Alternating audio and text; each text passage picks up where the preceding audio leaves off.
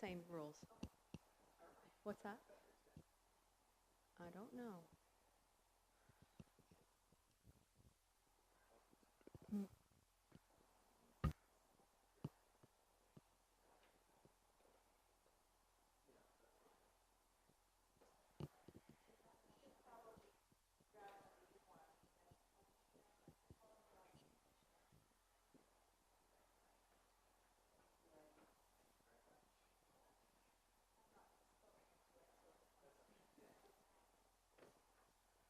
Okay, ready?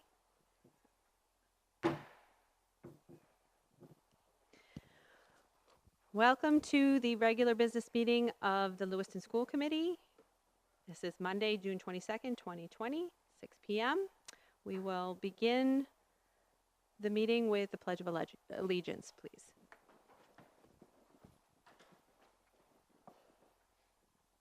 I pledge allegiance to the flag of the United States of America and to the republic for which it stands, one nation, under God, indivisible, with liberty and justice for all.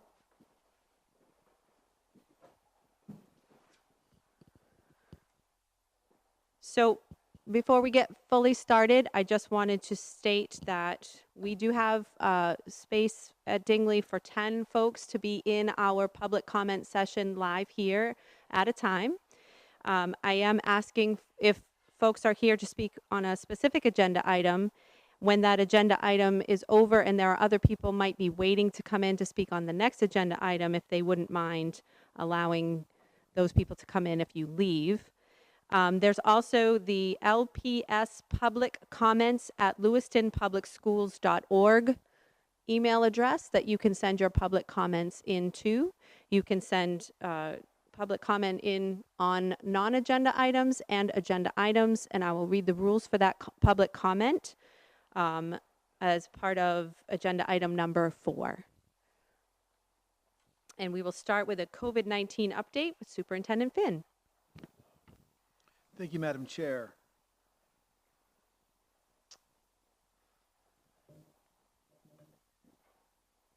The committee and the public were sent a communication on 6/19, which was Friday, did a video and also posted a letter. Just talked about possibilities for reopening and really wanted to allow the public to understand that this is an ongoing conversation, a collaborative conversation, and one that we're going to be asking for their input on. So as to communicate that this is something that we are actively thinking about, and we're not waiting around for to see what others will do. We are leaders in Lewiston. We do know that if there is a reopening, it will be done so with enhanced measures, and those were described in that communication that can be found on our website. Also remote, but with live expectations, as if we're actually in school, and those will also be discussed tomorrow evening. Modifications to both options for our most vulnerable students is something we'll also be discussing. I plan to regularly update with video and also with translated notices to go out so folks know that it's something that we are actively working on as a community. Tomorrow evening, there's a task force that will be shoring up remote expectations. We know that that's something that, as we discussed at the retreat, that will be in play regardless of whatever avenue we end up going down. Remote's going to be a big part of that. We know that we're sending surveys out to families to gauge where they are and what their thoughts are, where they feel comfortable. We're also going out to staff to learn their considerations. Our staff have several concerns and we need to learn from them. Our goal is to have option 1 and option 2 set in place by the end of July, so we would know exactly what those enhanced safety protocols would look like, and also we would know exactly what remote learning would look like, given time to plan for it, with a third option being discussed in the interim.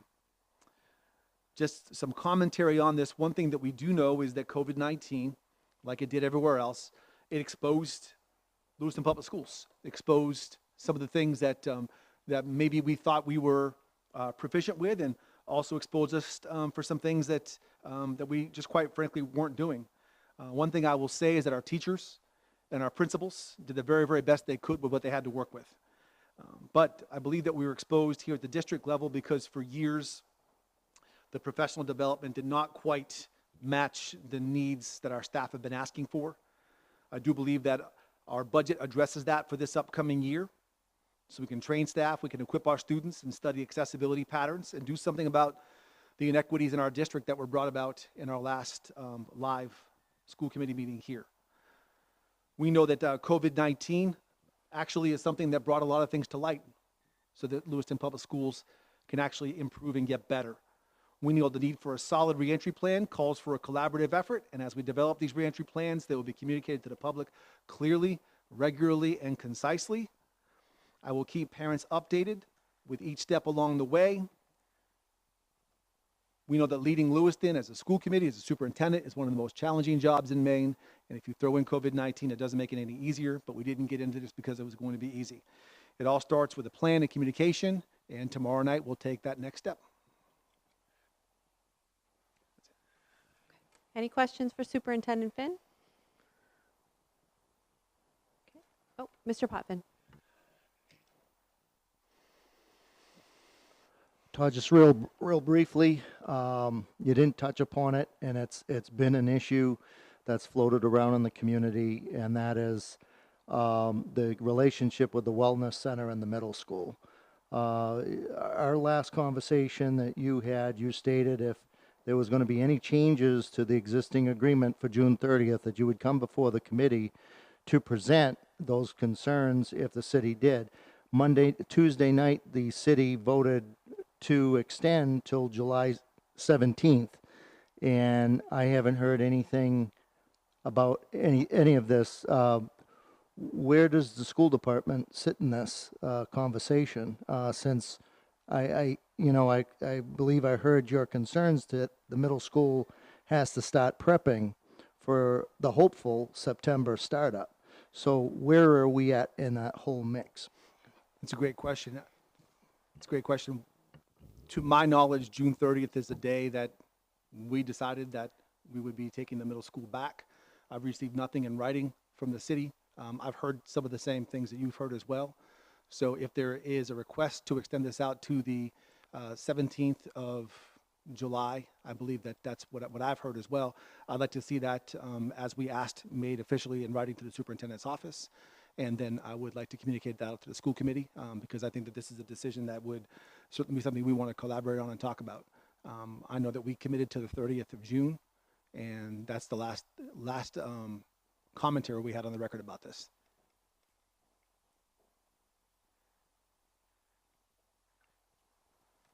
So I do think that Ms. Ray, go ahead. There was no vote taken last week by the council in regard to the wellness shelter. There were some, it was alluded to about July 17th, but it did not seem like council would be taking action on that. We can bring it to the city staff and have them verify and work together with the school as the move forward. Alicia, can I ask her a question? Alicia, if there is going to be a request, could you please just remind the city that, as per the last meeting we had when we discussed this, I did request that this just come just in an email to me, so that I officially have that. We want to avoid what happened last time where that did not happen. So if that could come to me, then I could at least bring it up with our school committee and we can have a discussion. Yeah, I'll do my best to coordinate. Thank you. No action taken from the council, which you spoke about during our COVID-19 update. That's helpful. And then I had a question about update, Madam Chair, if allowed. Yes.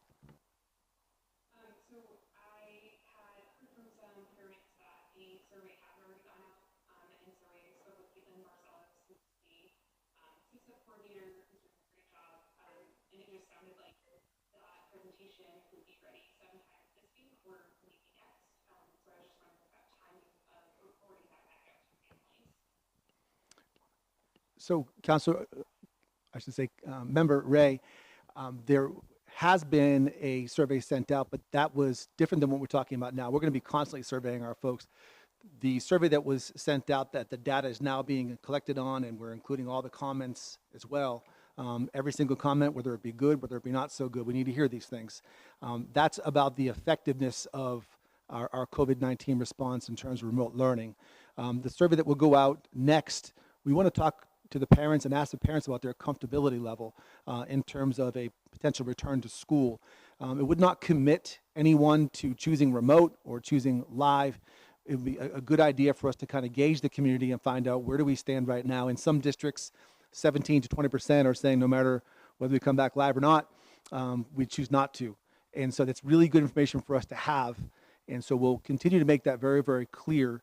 We won't be asking anyone to make any kind of commitment on this pending survey we have coming up, but we do want to know how they're feeling right now. We'll likely follow up with another one later on so folks can make that choice for themselves.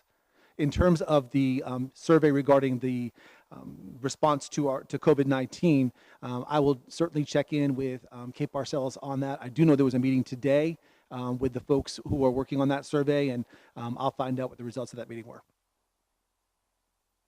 That would be great. I think just consistent communication back when we ask for feedback from our community is always helpful. So whenever we're able to report feedback, that would be great. Thank you. Anybody else?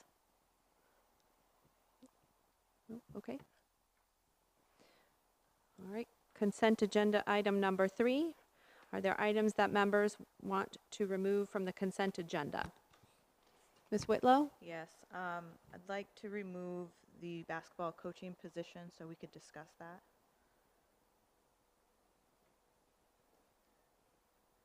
You want to discuss the position? No, the hire date. The what?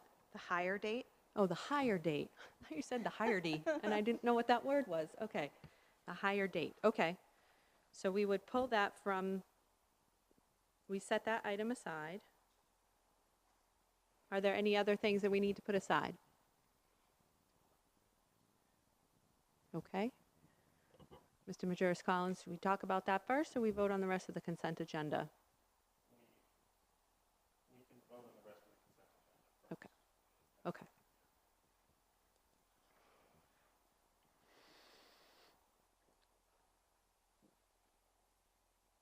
Okay. So we'll vote on the consent agenda items other than the basketball coach hiring date. And I'll do a roll call just so we can include Ms. Ray properly. Ms. Parks? Yes. Mr. Damon? I say yes. Mr. Majerus Collins? Yes. Ms. Whitlow? Yes. Ms. Hawkins? Yes. Mr. Potvin? Yes. Mr. Donovan? Yes. Ms. Ray? Thank you. Can I just, sorry, can I just remind everybody that we need to use the mics, because even if we speak in a loud voice, it doesn't relay over the live feed or in the other room if we don't use our mics.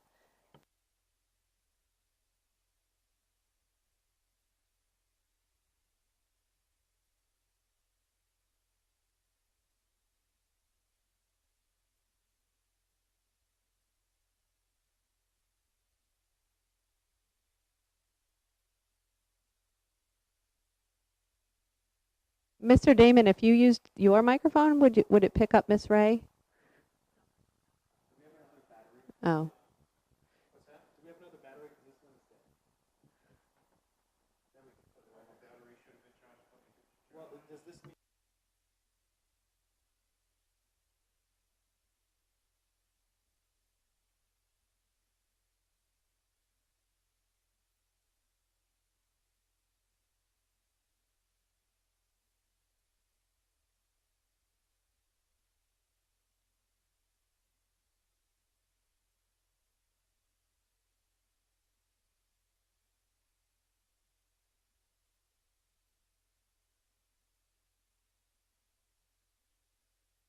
I apologize. We're trying to fix a technical difficulty with the microphone.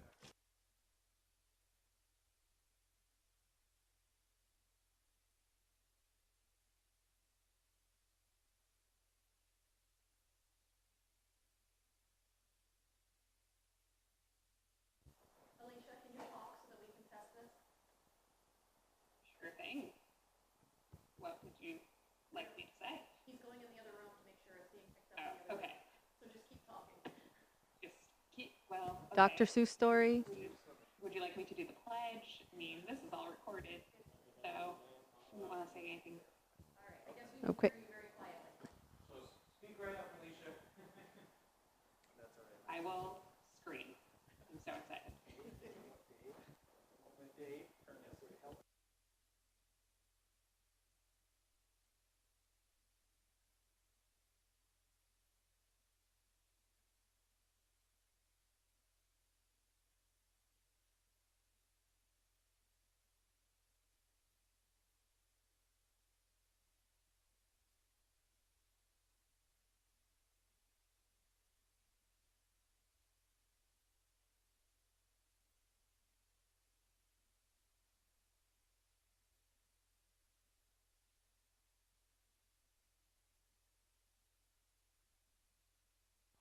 Okay, I think we may have fixed that.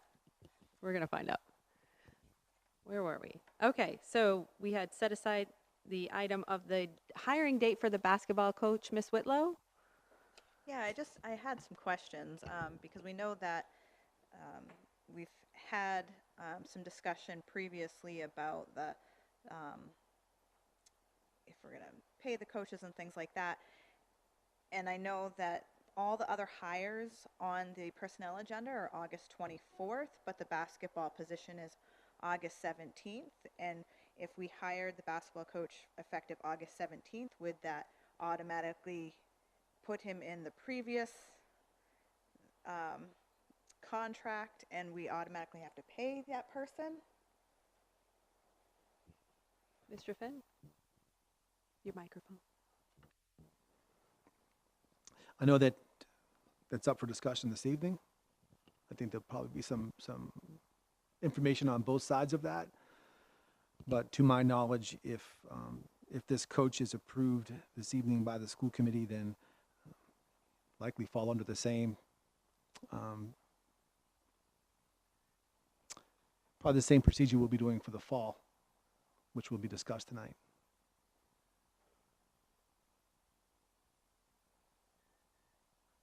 So with this contract for the varsity girls basketball coach, no matter if we had a season or not, and no matter what we decided going forward, would this coaching position get paid even if we didn't have a season? Well, right now we know for the fall that that's still, it's an agenda item for this evening. So this is a winter sport, so we know that's a winter sport.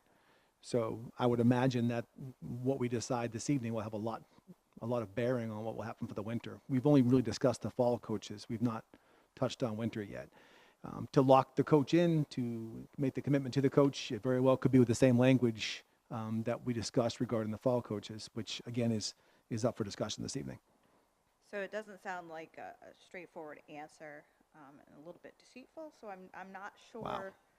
I'm just not sure. Like I still don't feel like I didn't get an answer. So Okay, I will say this on the record. I really resent being called deceitful. So we can point of order if we want to, but I am a man of integrity, and I'm not going to be deceitful. So let me make that very, very clear. Okay, so That was unfair. that I think we need to make sure that we use language that is just talking about issues, which I think that was, but that Really? we keep the language, we don't need the adjectives probably. So is the question, why are we hiring a winter coach in the fall? oh, the question is, if we hired this person with the effective date of August 17th,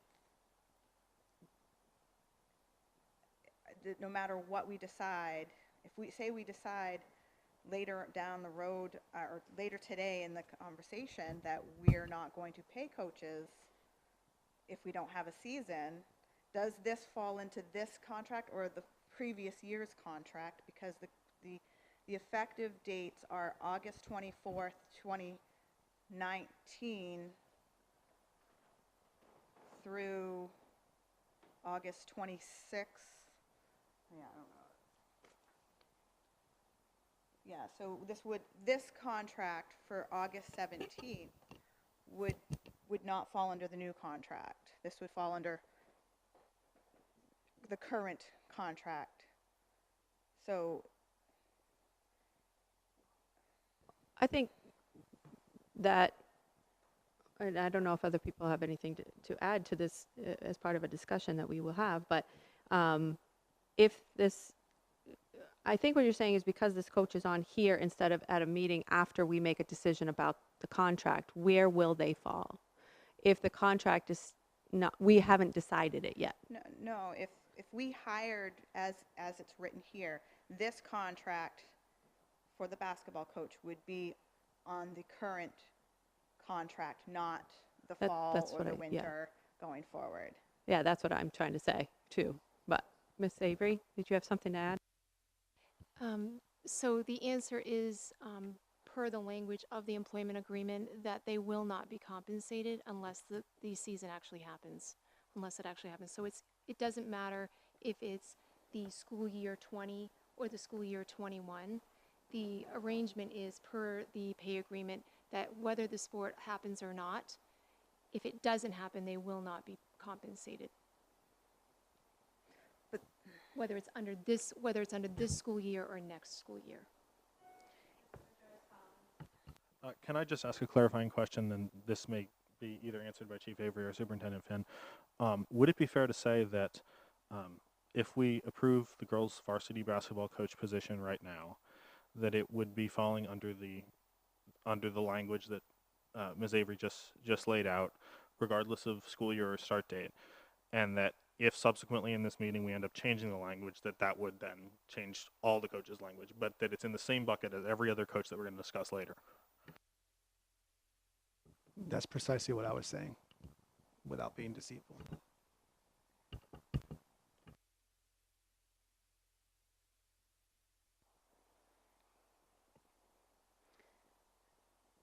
And so I didn't call you deceitful. I said the wording is deceitful. We're not going to do this. I'm just Out putting of it out there. point of order, we're not Okay. going to do this. Everybody So heard it. may I ask one more following question, please?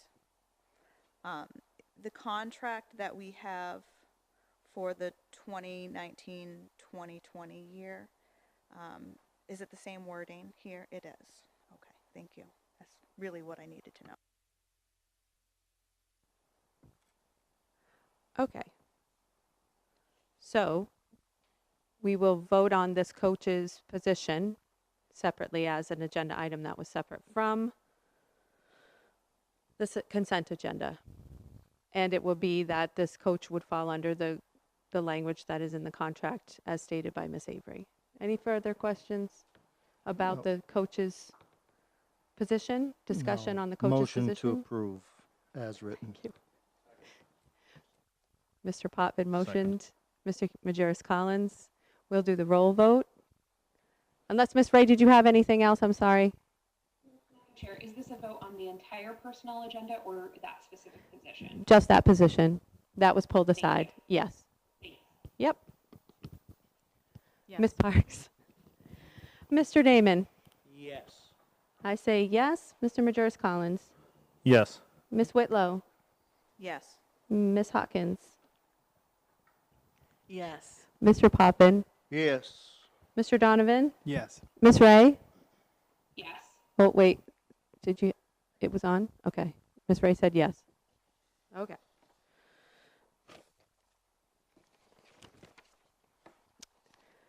We are at agenda item number 4, and this is public input. So this is for non-agenda items now, but it relates to also agenda items that people want to comment on later. So right now is if you have something that you want to say that is not on the agenda, and these are the rules to follow for that. Members of the public may address the school committee for up to 3 minutes on non-agenda items now and on agenda items later.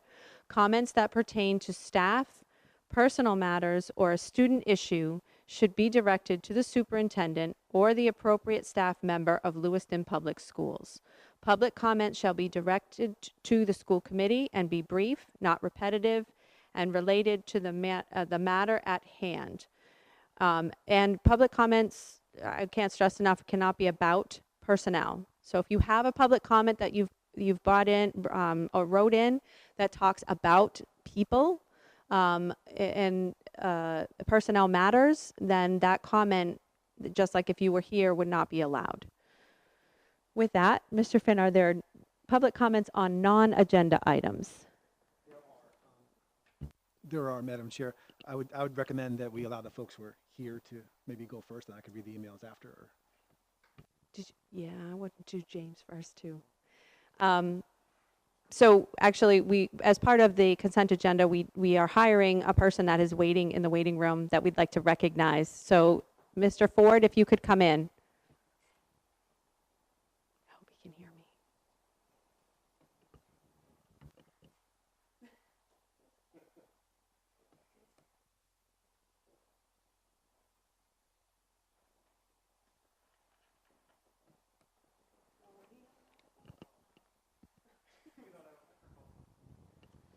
Mr. Finn, could you introduce Mr. Ford, please?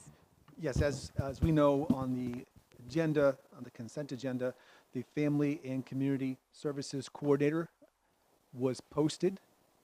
We had a very transparent interview process. The member Collins participated in this interview process. We want to thank member Collins for participating in our very transparent process.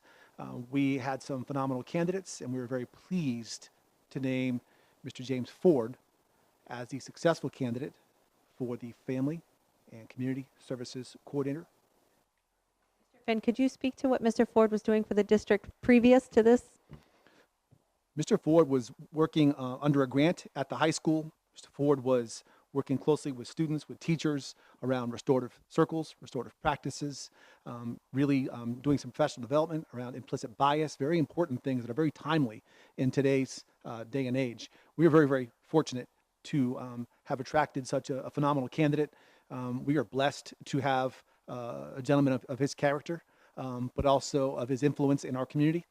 And if possible, Ms. Roy, I'd like to ask Mr. Majerus Collins to comment on the process and what he found as a school committee member who was asked to be part of this process. Yeah, sure. I'd be delighted to say a few things.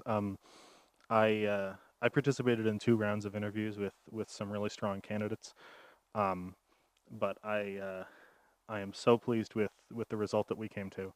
Mr. Ford is an incredible asset to our district, has been, and in his new role, I have no doubt will be even more. You know, he brings a perspective that this district badly needs, and I am thrilled that he will be sitting at the leadership table here at Dingley, influencing broader district policy and bringing his insights to serve all of our students, not just the folks at the high school now. He's responsible for everybody. So, so Mr. Ford, congratulations. I'm so happy that you're here. I'm so happy that the committee voted to approve you, and thank you for all you do.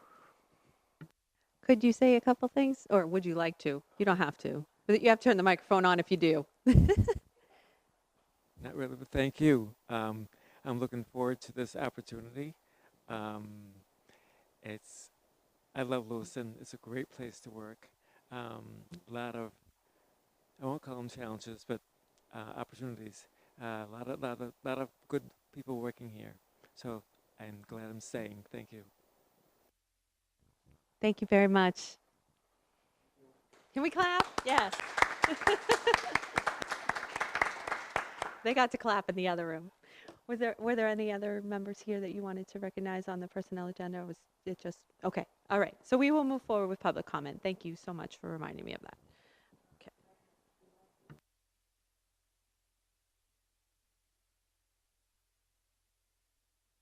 We'll start with emails.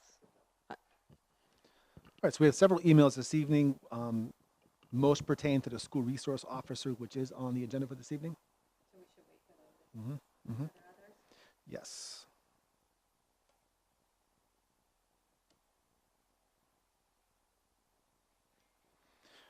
I'd like to recognize the email that was sent out by Ms. Matthews. There is personnel-related items in there, so that's why I can't read that this evening, but the entire committee received that email. From Mr. Benjamin Martin. Good day, school committee members. Thank you for all your dedicated time to the children of Lewiston. I write today with great concern. For some that may not be aware, I served 2 years on the committee.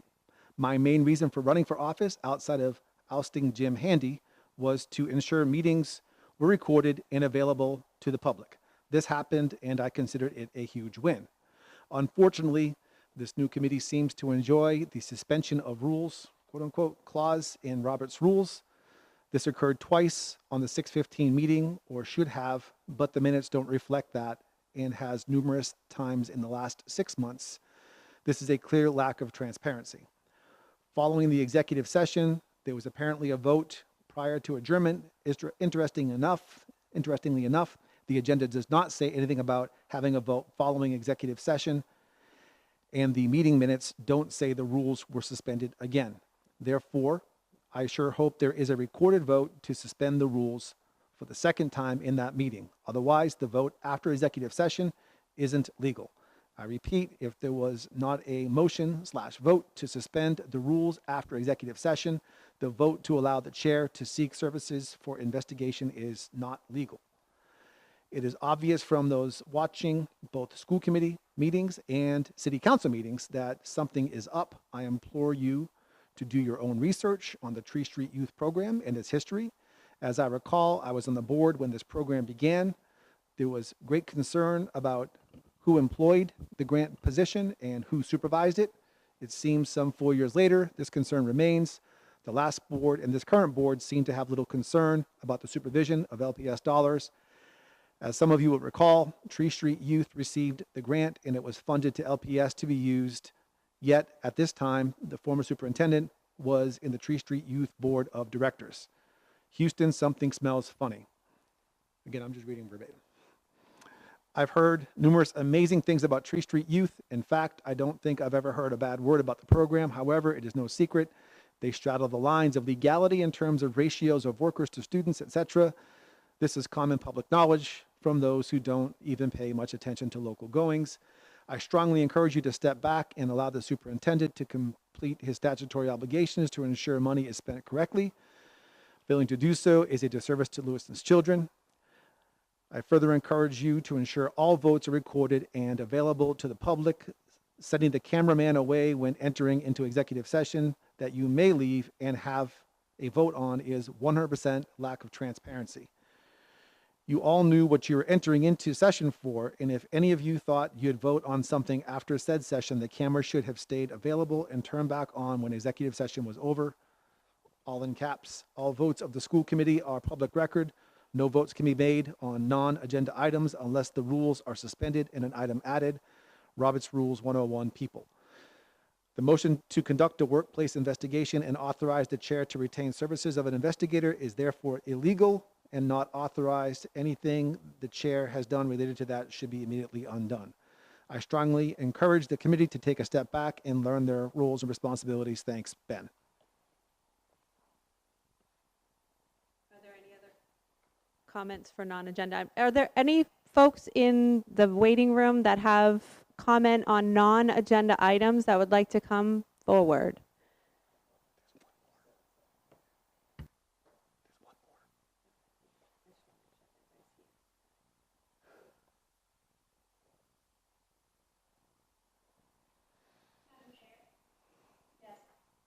Could you just repeat the email address again for public comment? I have the YouTube open on the side, and there are a few folks asking about when their agenda item comes up, what that address is. Absolutely. It's LPS Public Comments at lewistonpublicschools.org, and it is right at the top of the agenda for tonight.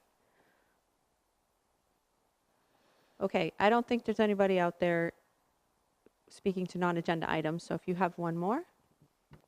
This is from Janet Bowden, 69 Sherbrooke Ave. I read the Sun Journal article from earlier in the week with regard to a disagreement the school committee and Mr. Finn had over funding Tree Street. First, I think Tree Street is a helpful tool in our community. They do a lot of good. However, I wanted to let the school committee know that I am ashamed of you for censoring Mr. Finn. A year ago, you folks hired him to do a job, a big, complicated job that includes fixing years of misspending, abusive power, and low morale. As a taxpayer in Lewiston, I applaud Mr. Finn for conducting an audit and breaking down the budget to figure out where our money is being spent. On July 17th, 2017, I remember the school committee meeting where the head of Tree Street, Julia, made a presentation about a $150,000 grant that she had been awarded pending approval from the school committee, that Tree Street could be considered a part of LPS. I remember language used about diplomas being required through the program with the grant. The biggest takeaway from that meeting was how blindsided the committee was. They were essentially backed into a corner and forced to agree because $150,000 is a lot of money to let pass by. And oh, Bill Webster told Julia she could apply for the grant without letting anybody else know. Anyone who was paying So attention, this email is talking about people, so I don't think it's an appropriate thing. This the past superintendent. I don't think that's appropriate. So I'll I'm edit. going to end that. Okay. Again, I was just reading it. I know. Please understand that's not an endorsement. I absolutely understand. Are there any other public comments without people's names? We're not allowed to do that. And I'm reading them as they come, so I wouldn't know. We do have everything on SROs, that's it. Okay, thank you. All right. So we're moving on to agenda item number 5, to receive and approve information pertaining to the Choice Neighborhood Longley proposal. Misty Parker and Chris Kilmurray will present. Misty, you still out there? Great.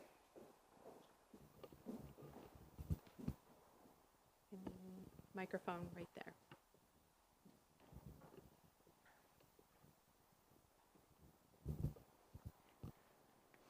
Good evening. My name is Misty Parker. I am the Economic Development Manager at the City of Lewiston. If at any time you can't hear me because of the mask, please let me know. This is new to me, so first time public speaking with it on.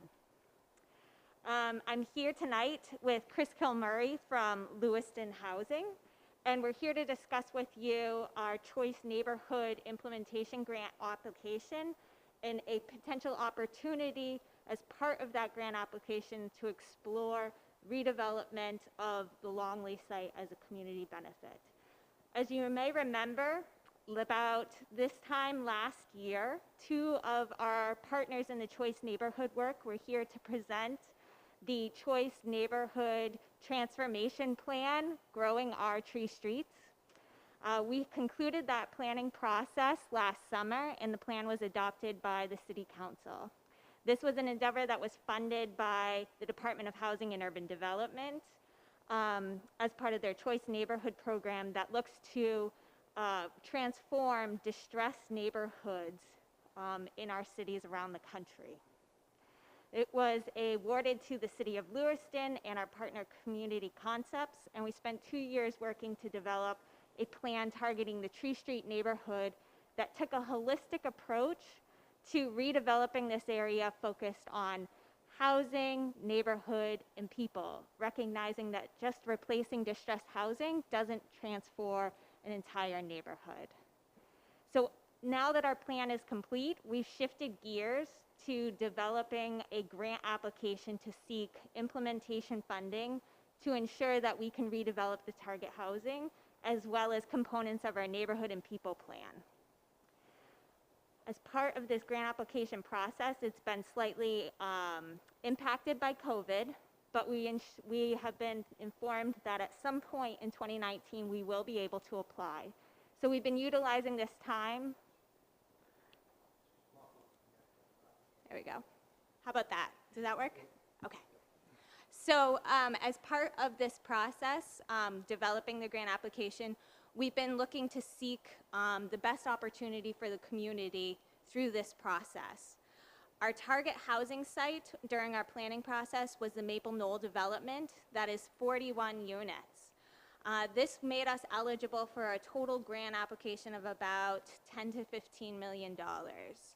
In looking at the opportunity for choice in general, we realized that this is probably our one shot to have the largest impact of transforming this neighborhood. And with Lewiston Housing as a partner, we were able to identify an additional 59 units that were eligible for replacement under this program, which could bring our total grant up to $30 million. But as part of that work, we would need to identify a third replacement site. Last summer, you probably heard that we had 2 replacement sites already secured in the Tree Streets neighborhood, one where the former Sun Journal building is, and an additional site in the heart of the neighborhood on Pine Street.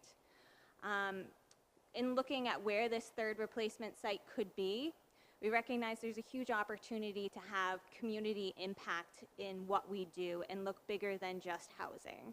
So with that, I'd like to introduce Chris and have him explain a little bit more about why we're here tonight. Hi, I'm Chris Kilmurray. I'm the new Executive Director of Lewiston Housing. And Misty did a great job of explaining 99% of what I was going to talk to you about here tonight. But I do think it's important to reiterate a couple things that she said here. First, choice is really about massive impact upon neighborhoods. And like Misty said, right now we're roughly slated to where we could fit in about $19 million of the grant that's there. And that seems like a massive waste. If you're going to go to HUD and look for an application to make a true transformation, we want to go for the full impact of the $30 million because, you know, I've seen these choice grants go into effect in places like Boston and Chicago, and $30 million is roughly 2 or 3 buildings in a large neighborhood and has very little impact. If we got this award, this would be the first time that any smaller city in the United States has received this. And $30 million will go an exceptionally long way in Lewiston and have a massive impact. It's not to say $19 million won't. Redoing the Sun Journal building and redoing the block that we already have slated to go in there will be amazing. It'll take care of a lot of lead-infested housing that's out there and allow people to move over into safe, fresh, new homes. It'll provide mixed income housing, which is something that we don't really have a great stock of here. But I think the community impact piece is probably the most important part of all this. And as we were looking around for that third site that doesn't exist currently, there's options. This isn't the only option that's out there. But looking at that school, this lends a very, very unique opportunity to not just provide more quality housing, but also meld together that housing and an opportunity to revitalize a community asset. You know, the schools that we have in Lewiston, we've seen a couple of them over the last couple of years deteriorate to a point where they're not usable anymore. We just bought one from you not long ago on Martell School, which we're going to transfer into housing. It's unfortunate that can't be school anymore. The opportunity here is unique because we'd like to use this massive grant to not just add the housing, but also replace the current classroom configurations that you have potentially with brand new facilities that are custom made to what you're looking to do. And you know, I've talked briefly with Todd about the plans that you guys have over at that site. They're amazing. But a lot of money is going to have to go into that building over the long haul for it to be able to be standing, you know, 10, 15 years from now and allow that program to continue. We're not looking for you guys to say, yes, we're going to do this project.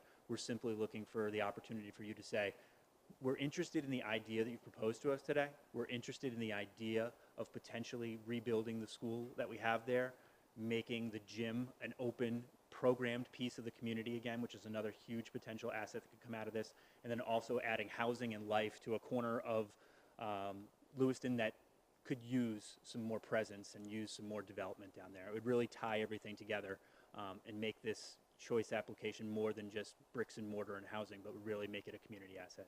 So with that, I'll stop there and leave more time for questions if there are any. I'll open it up to the floor for questions. First, who wants to start? Mr. Potvin.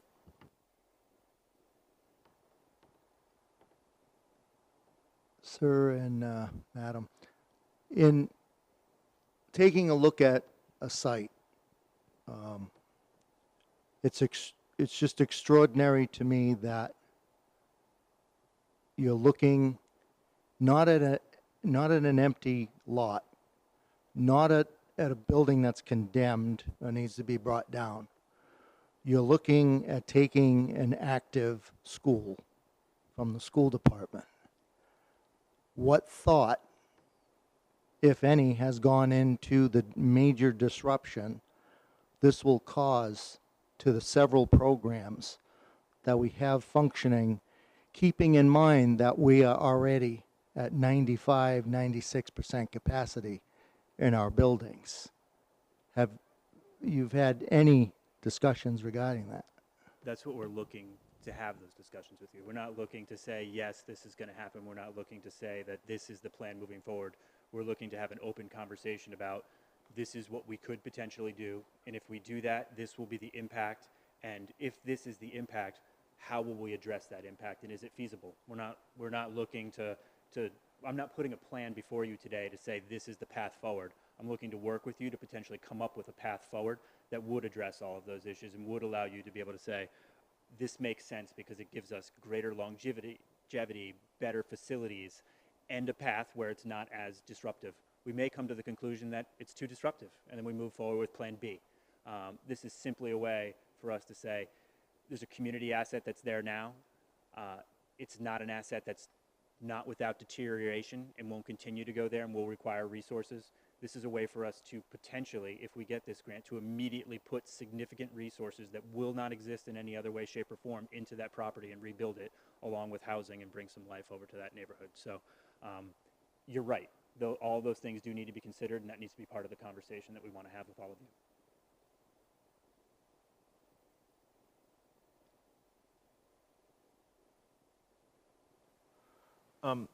Are you talking about potentially tearing down the school? Yes. Okay. From a personal standpoint, I'm not super excited about that idea. I share a lot of Mr. Poffin's concerns. I live in downtown Lewiston. Almost every day, I walk by the kinds of buildings that Mr. Potvin is talking about. I walk by empty lots. I walk by empty storefronts.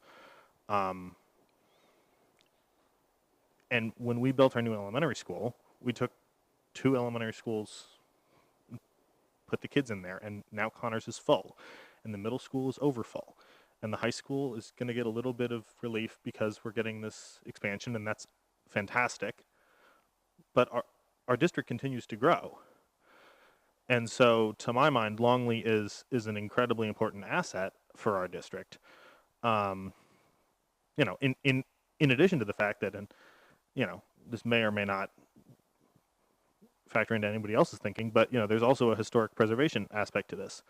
When you have a school that's been serving the community for decades, I think that you have an obligation to protect it, take care of it, keep it up if you possibly can. So I can't say I'm overly open to a plan that tears down the school. And that's what I think about it. Ms. Hawkins? I need to be careful in what I say because I have dual caps, unfortunately, in this situation. We need to remember that this building has history beyond just being a school. And I'm very glad that this is coming forward as a conversation, not a plan already in place. That has been done to my particular ward repeatedly in the past. And this doesn't need to become adversarial, which if it had come forward as this is the plan, this is what we're doing, it probably would have very easily become. So thank you for bringing it forward as a conversation, not a plan in process. Mr. Damon? Yeah, well, I'm going to echo part of what Member Collins has said.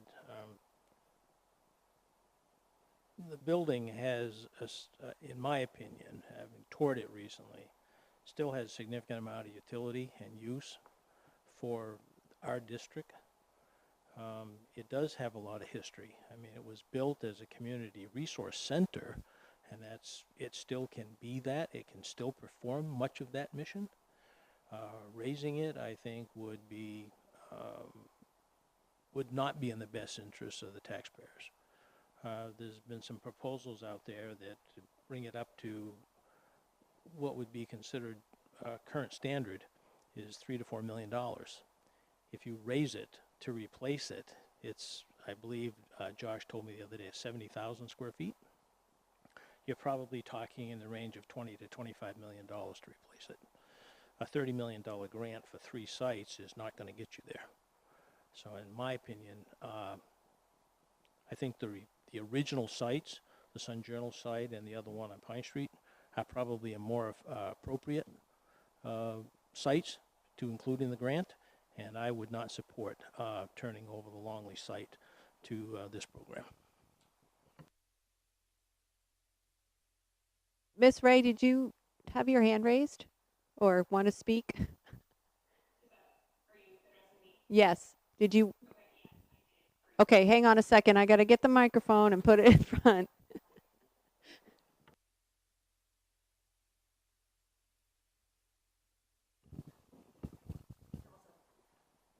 Thank you. Yeah.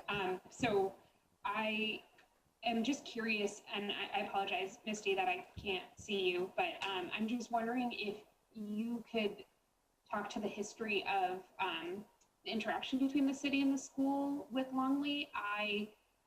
My brain is a little fuzzy, but I'm thinking about the multi-purpose center and that division of the school while it was still in use as an elementary school. The school department fully owns that building now, is that correct? Yes. I just, that's helpful clarification to think about, and obviously it will then be the purview of the school committee and the school administration to make the plan there, but I just think it's an interesting proposition to take that space that hasn't served needs and it was part of the impetus for moving to Connors and thinking about reimagining it. I understand the value of the history there and the fact that it is still being used as a school operation. And I just think it's an interesting idea. I'm sure, Misty, you're very creative and we'll come up with a different one if this one doesn't pan out, but I would like to keep the door open personally.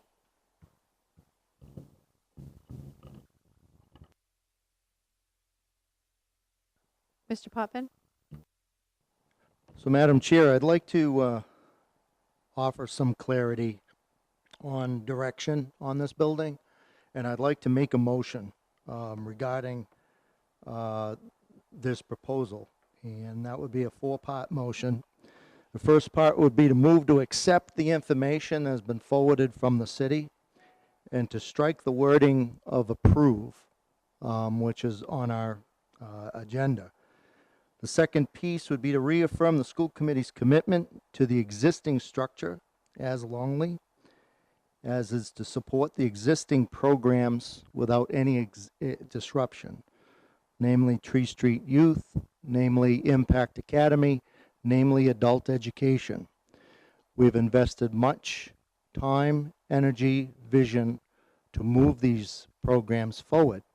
With that being said, number 3, I wish to move to establish the Longley building as the Longley Homeless Youth Outreach Initiative, which will serve our homeless population and directly connect them with services that will be existing in that building. Homelessness is a priority, and we see the need to have that outreach. This is not to circumvent anything that already exists. Somebody said something a few weeks ago, and it stuck in my mind. We cannot create enough pathways for the children. And I believe our homelessness outreach needs a boost. We have an ample facility downstairs that has showers, that has kitchens. We have a gymnasium. And when I say an outreach to the homeless, if it means sheltering and we can do it, I think we should explore that. Fourth, to instruct administration to evaluate and report out the needs of the Longley to be discussed in next year's CIP operation. We need to move forward with total commitment with this building and to fix it to where we need it to be, for it to function where we need it to be, to expand our productive programs that we have. Hopefully this helps to clarify any future decision. So that would be my motion, Madam. Second. Can you, okay, so hold on just a sec. That was a lot. Can you just, the actual bullet points Okay. without the. First other one stuff? is to accept the information from the city, striking the word approve.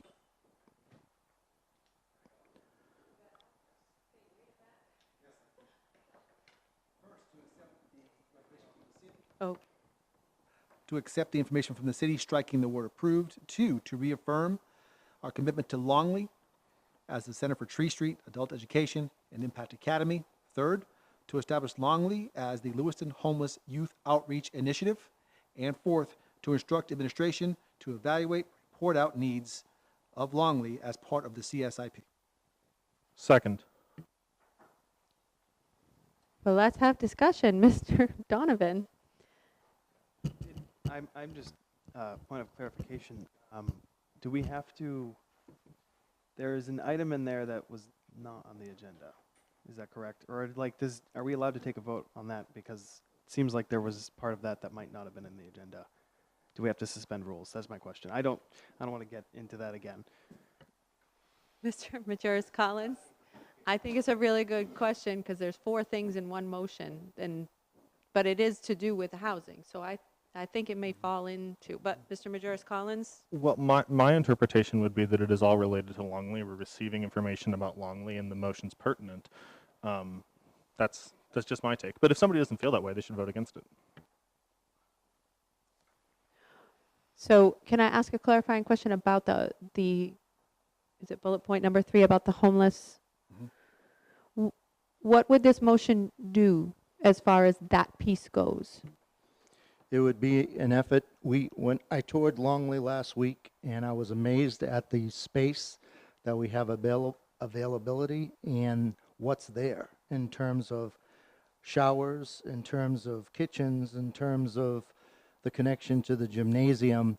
And it just struck me that we struggle with the homelessness piece, and that I'm looking at this as being a magnet. I almost want to call it Operation Beacon, to draw in and tell them that they have a place that they come to be part of the community. It will have resourcing there for mental health, for substance abuse, et cetera, so on, that we're already starting to adapt in our impact initiative. It is part of the schooling with impact with Tree Street, that they may need to access that. Maybe they're fine and they go to the high school, which is, oh, by the way, only 10 minutes walk up the street. And we also have adult ed there for vocational purposes, that beyond their educating, that we keep them involved in actually maybe accessing further education that could get them into a vocation. So I just see this as a very unique opportunity that very few places have. So and as I'm hearing the city come forward, it gets me nervous because I want to see all the programs in there work productively and successfully. And I think this is one where, again, it's not to supplant anything that's already existing in the city, and it's not to better. It's another pathway for them to call home, to connect with education and with services, and the ultimate opportunities. I'm not talking about specifics. I'll leave that to administration, how specifics may come out. You're saying that as a initiative, I think this is worthwhile to move forward with. I know Miss Ray has her hand up, but I would like to say that I'm like all drawn into that, because I'm about multiple pathways, and I'm also about helping the students so they can access education. And to access education, they need to be fed, they need to feel safe, they need to have a place to sleep at night. I don't know logistically how this would work. So would there be like a subcommittee to work on it? Is it part of, I guess I want to clarify, if I'm voting for something, that it's something that we can actually make a plan to do. Can I offer a friendly amendment? Oh, you could. I don't know if you need to, but you could. Oh, yeah. I was going to propose a friendly amendment to your bullet point 3 to instruct the LPS administration to create such a subcommittee to develop Mr. Potvin's idea. I strongly encourage Mr. Potvin to be on it, and also to bring in the folks involved with Store Next Door, because that's an existing homelessness program in the district, to study the feasibility and bring us a plan. That's, I guess, what I would say, because I think that the concept is phenomenal. I'm really excited. I think we can do it. And so now I think that the administration and some sort of established committee ought to work out the details.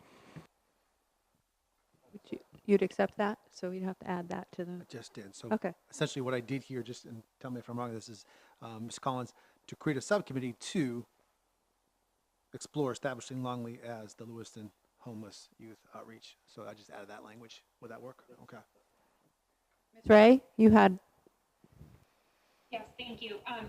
So I am enjoying what I'm hearing in terms of the discussion, but it is interesting to try to follow just the verbal kind of efforts that we're talking about. And so if this could be written up as maybe a first reading and come back to us for a second reading when folks might have time to look into more of the specifics here. Again, supportive of the ideas being put out there, but I just worry that we don't have much public input at this moment, and I assume they'll be supportive, the folks in the public, but I just want to make sure we hear from all the voices that we need to.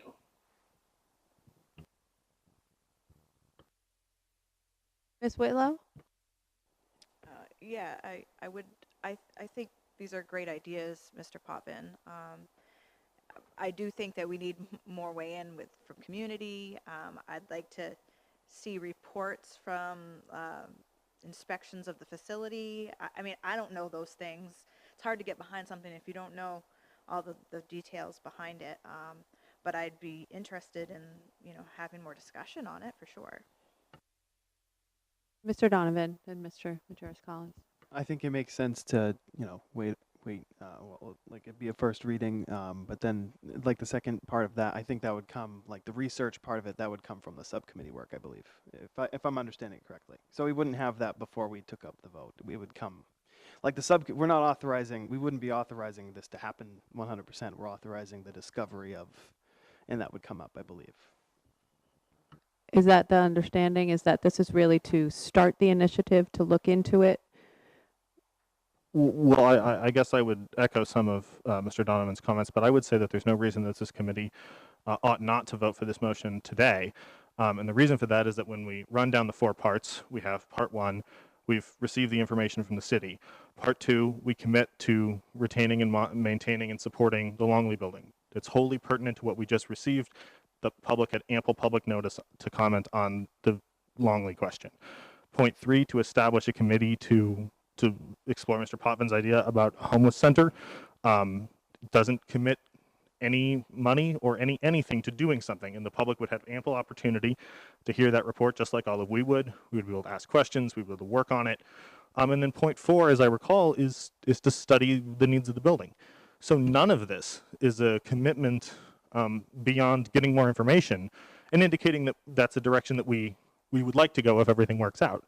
And the first 2 points are wholly pertinent to the whole agenda item in the first place, which the public had plenty of opportunity to comment on. So I don't see why we shouldn't vote on this today and vote for it.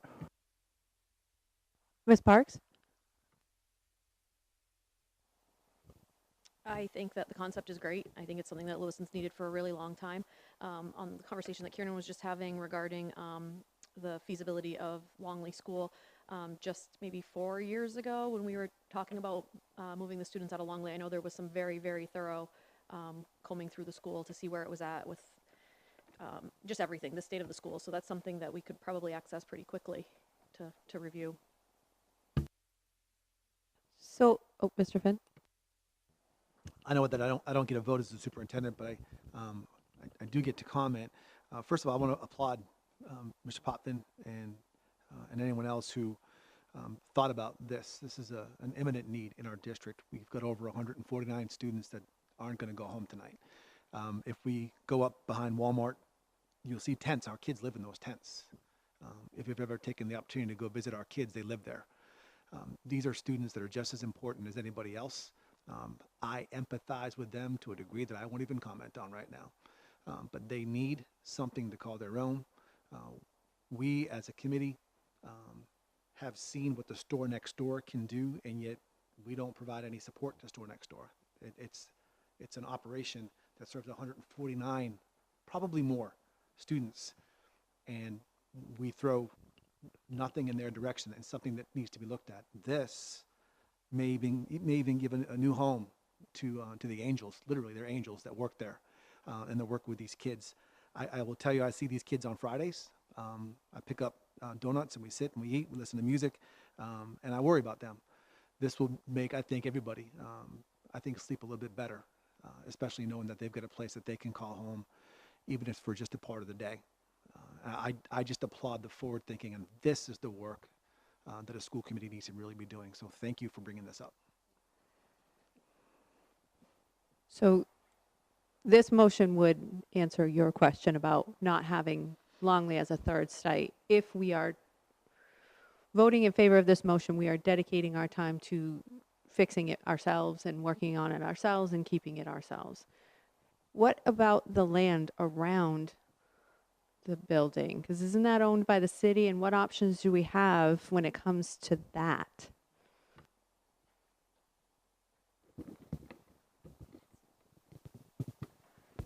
So that's part of what we were discussing with you, is while the building is owned by the school district, the land surrounding it is owned by the city. And so our part of the concept we are proposing today is a partnership to explore what redevelopment of that site looks like to meet the needs of, additional housing in the community, the current uses of Longley School, and other community assets that make sense for that site. We don't have the answers. We know that the neighborhood needs new housing, and we have a vehicle to help do that. But there could be a larger plan. It just needs more voices, more ideas, and needs to ensure that it meets the ideas of all the different organizations involved in this work.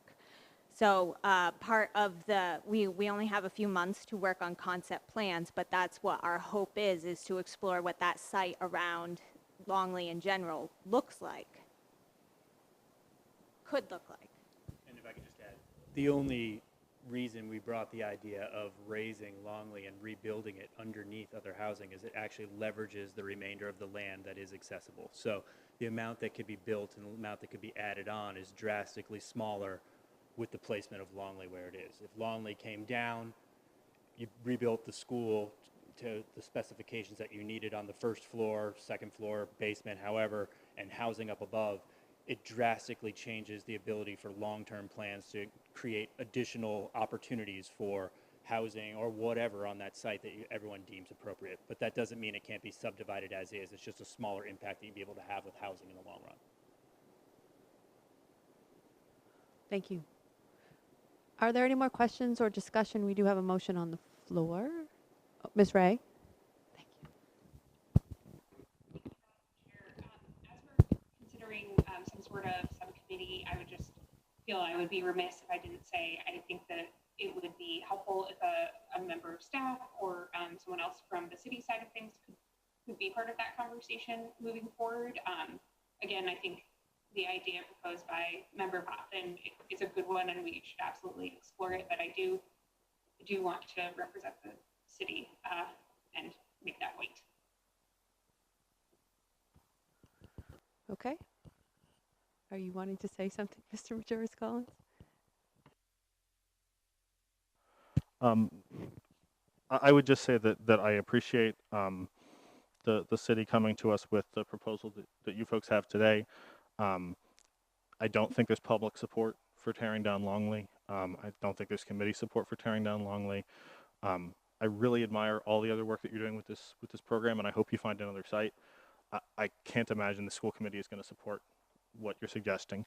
And I think that Mr. Poffin's proposal is perhaps the most exciting thing that's come before the school committee during my tenure, and I encourage everyone to vote in favor of supporting our homeless youth, and I call the question. All right, then. We'll vote.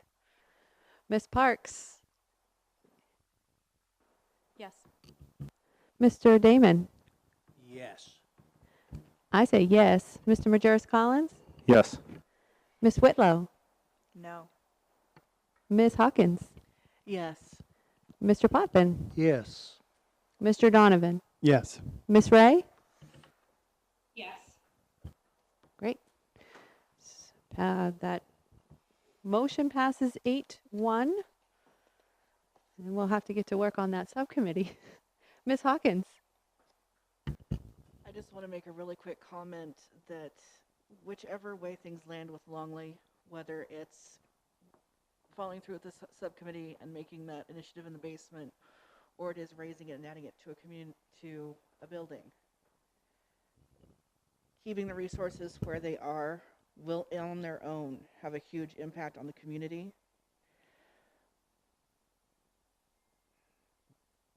That's something very important to keep in mind, because one of the reasons that the downtown has the density it has is because the density of resources available there. That's something we need to keep in mind with any of our planning, especially on the school committee, is that there's reasons for everything if we look deep enough. I want to thank you both for coming and presenting to us, and I appreciate your time. Thanks so much. Have a good night. Thanks.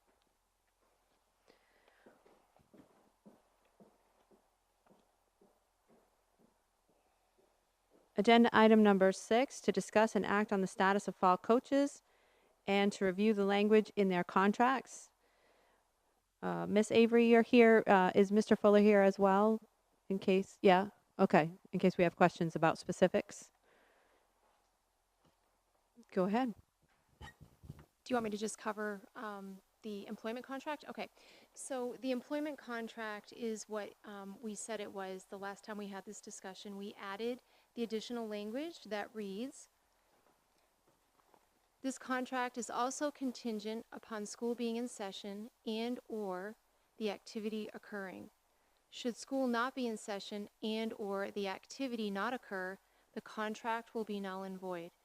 So each person who receives an extracurricular or co-curricular employment contract receives that language. So it protects us in the event that we don't have the activity or the sport, that we would not be obligated to pay their stipend.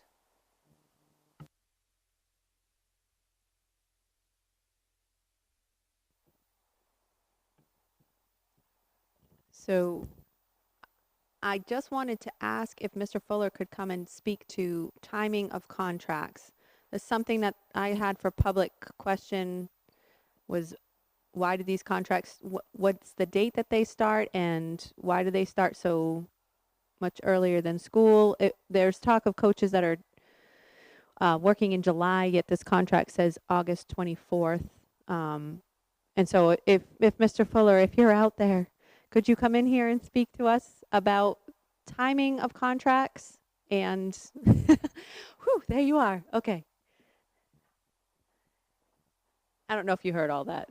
I heard it all before I came in. Okay, push the button so we can hear you. Thank you. You got to remember to push the button here.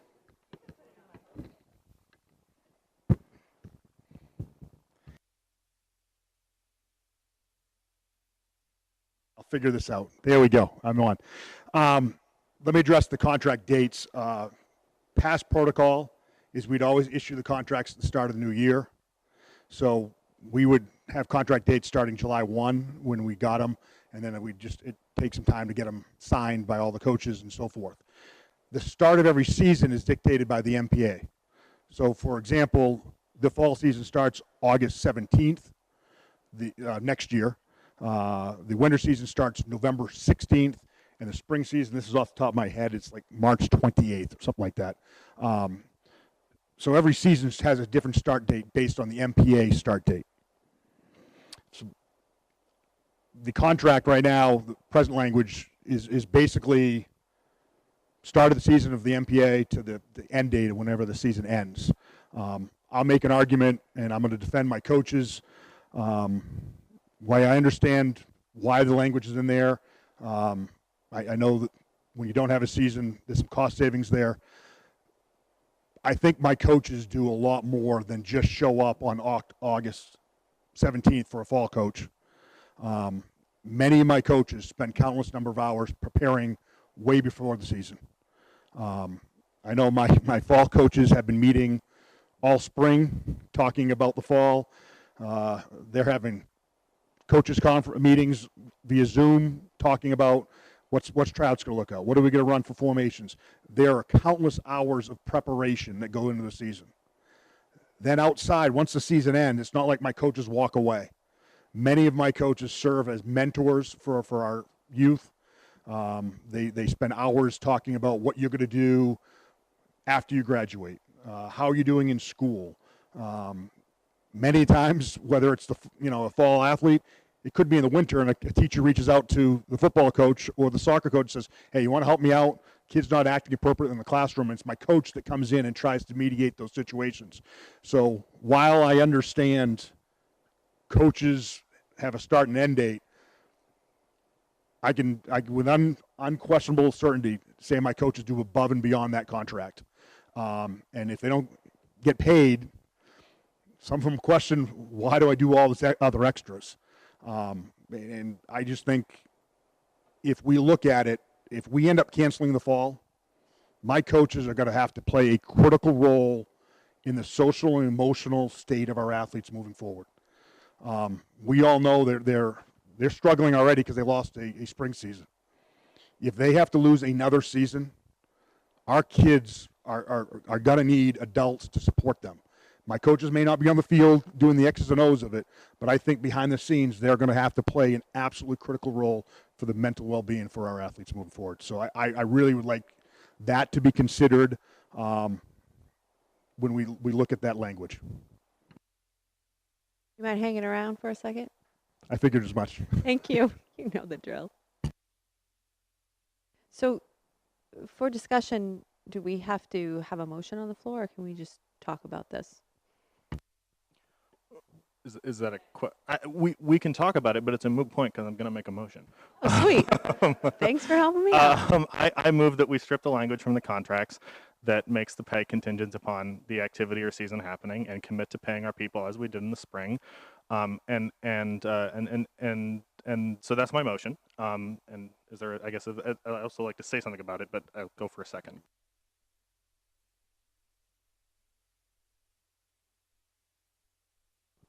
Thanks, Ryan. Second by Mr. Donovan.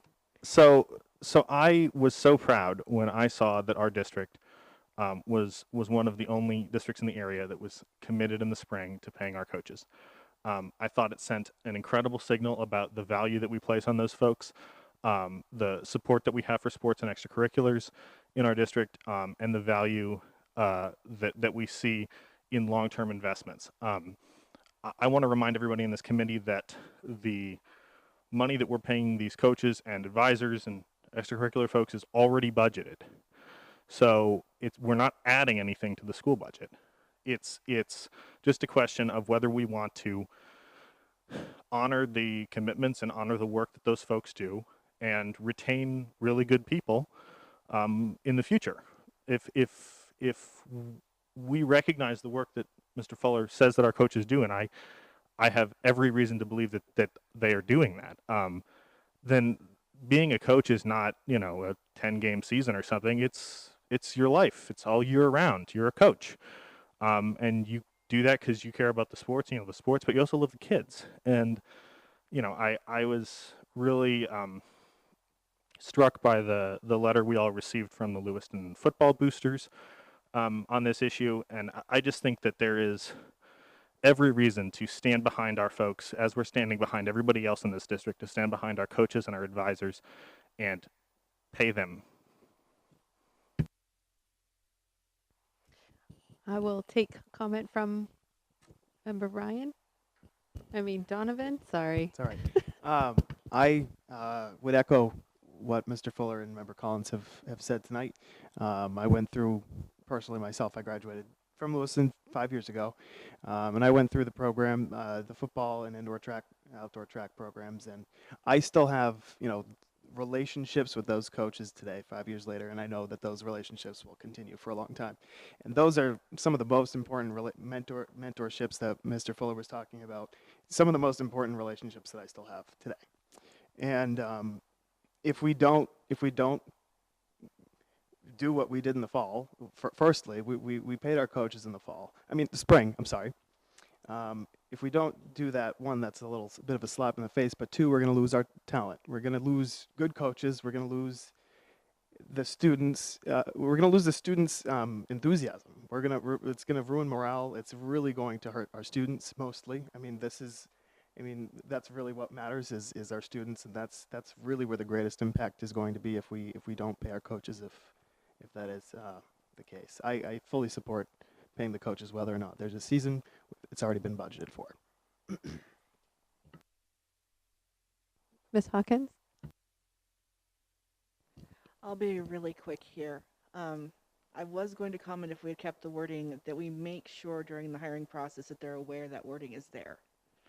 Now that that's not there, I will say that it was a junior high track coach that first brought to light what kept my sister from having a heart attack her junior year. So I understand how important a coach can be, because that coach saw symptoms in my sister that we weren't out there jogging a mile with her. We didn't see it. He did. Sometimes that connection with the coach can be the key that keeps something horrible from happening. And I would hate to see good coaches that I know are devoted to our kids lost because we want to save some nickels and dimes. Others? Mr. Potvin? Well, I've kind of stated in the past, where I stand. I have a very vocal constituency that basically has said that if people are not working, they don't want them paid. When you think about it, we're not talking about getting rid of sports. We're not talking about getting rid of people. We're talking about stipends. We're talking about pieces that are paid in addition. And if there's nothing that happens, the people who are paying the bill this past 3 months have lost businesses. They've lost jobs. There's some that are still furloughed. The psyche of the community has to be taken into account. And when you get to the point of, and again, if there is some way to quantify what coaches are doing, as long as they're working, what the constituency says is no work, no pay. That's just and that they have a very personal viewpoint of that because of what they're personally going through. So they have a tough time wanting to, and these are taxpayers with homes, wondering if they're going to keep their homes. There's a lot of things going on in the community right now. So I just make that statement for them. Ms. Ray, then Ms. Parks. Sorry, Mr. Fuller. Mr. Buffett, I certainly understand where you're coming from. I'd advocate that my coaches were still working during the spring season. They spent a long time having direct dialogues with kids, having Zoom meetings to talk about where they're at, what to do. Many of my coaches implemented training programs and did other things. Now, you don't see it, but there was a regular phone call. They're still working. A alternative to this possibly could be is if my coaches want to get paid, instead of just issuing the stipend, maybe we keep a log of hours they're working with students so we can have a record of what's going on as a compromise to that. I know I talked to Ms. Avery about that today. It's a possible solution. You can say these are the hours they've worked in preparation for the season. Here are the hours they're working if the season get canceled in relation to the social and emotional learning of athletes. I think that would be a reasonable compromise to the situation, and I offer that out there. Okay. Well, Ms. Avery, did you want to add to that? I do. I just want to add, we have a mental health task force that we've created. And as a result of what Jason just said, that would be a great resource. If we don't hold our activities, we could utilize them to help with that SEL and that mental health aspect. We're going to need a lot of support for our students. So this would be one thing that we could do with them. And they're very influential. Ms. Ray?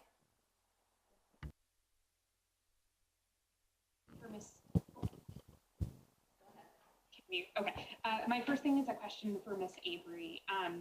So goodness, goodness, have we already budgeted expenditures for teams traveling in the fall? And do we know what that amounts to as if the season's canceled, what will be the cost savings there?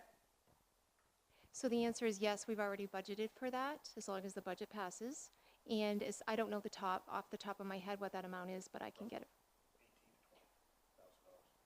Well, district-wide, it's for you, but district-wide. Right.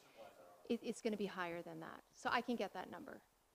Okay, so there is already possibly a cost savings for those who are concerned about the taxpayer side of things. It is just the point I'm trying to make. The second question, and I'm not sure who it's to, but Mr. Fuller is expressing some sort of accountability measure for those who need that reassurance. We're talking about more than just coaches here, it seems like. Extracurricular activities are part of this, and so I'm not sure who administers those, or if that is something that members need to hear, who might be in charge of keeping track of that. I personally think that we should continue with what we did from the spring, but not sure if there's that question should be asked. So I can answer that. So there's co-curricular, which are all the activities like yearbook and civil rights and all of that. And then there's extracurricular, which are the sports. On the co-curricular side, that's held at the building level. Building administrators would organize, what activities they want to do in their building. So we could enlist the support of all of those folks to help with that SEL and that mental health work, and keep a log and pay them based on that.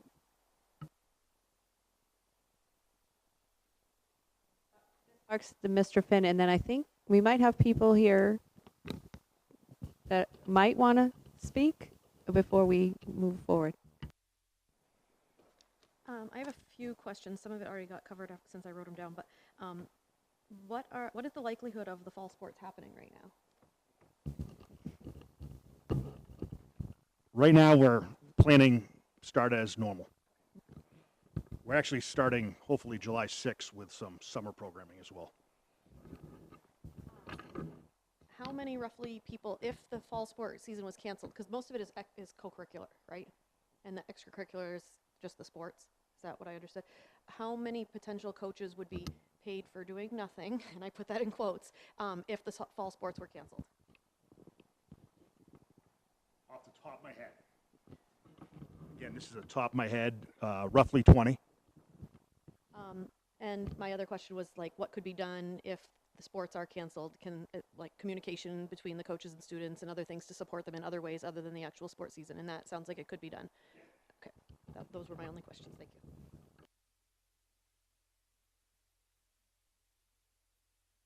Ms. Whitlow? Mr. Fuller, if you could tell me, if the season was to get canceled, could you still have practices? Not games?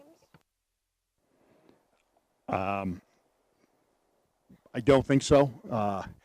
There's some regulations that are involved there, but it is a district level decision. There are some other options out there that I know we looked at early in the spring. Is if we cancel, do we do an intramural program so it's just local inside the community? So there are other options out there. But the MPA did come down with language that said no practice, no games, the season was ended. So part of it is what is the language from the state board, and then what are we doing as a community? Let's be honest, if we're canceling sports, it's probably because we're not back in the school setting either. So that's another factor here. If we're not in the school setting, we're probably not having practice either.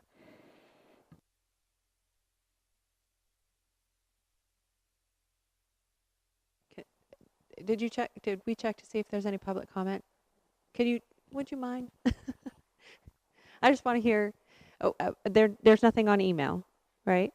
No? Mr. Finn, did you want to say something while we're waiting?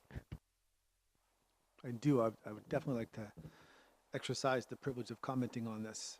Without saying too much, I'll say that right now I hold the highest office in a school department. And today, Madam Chair, you came in and referred to me as Superintendent Finn. I will tell you that the superintendent does not have the most influence. The school committee doesn't either. Neither do the principals or the teachers. The people with the highest influence in buildings that will determine success or failure in lots of kids' lives are our coaches, and they're right here.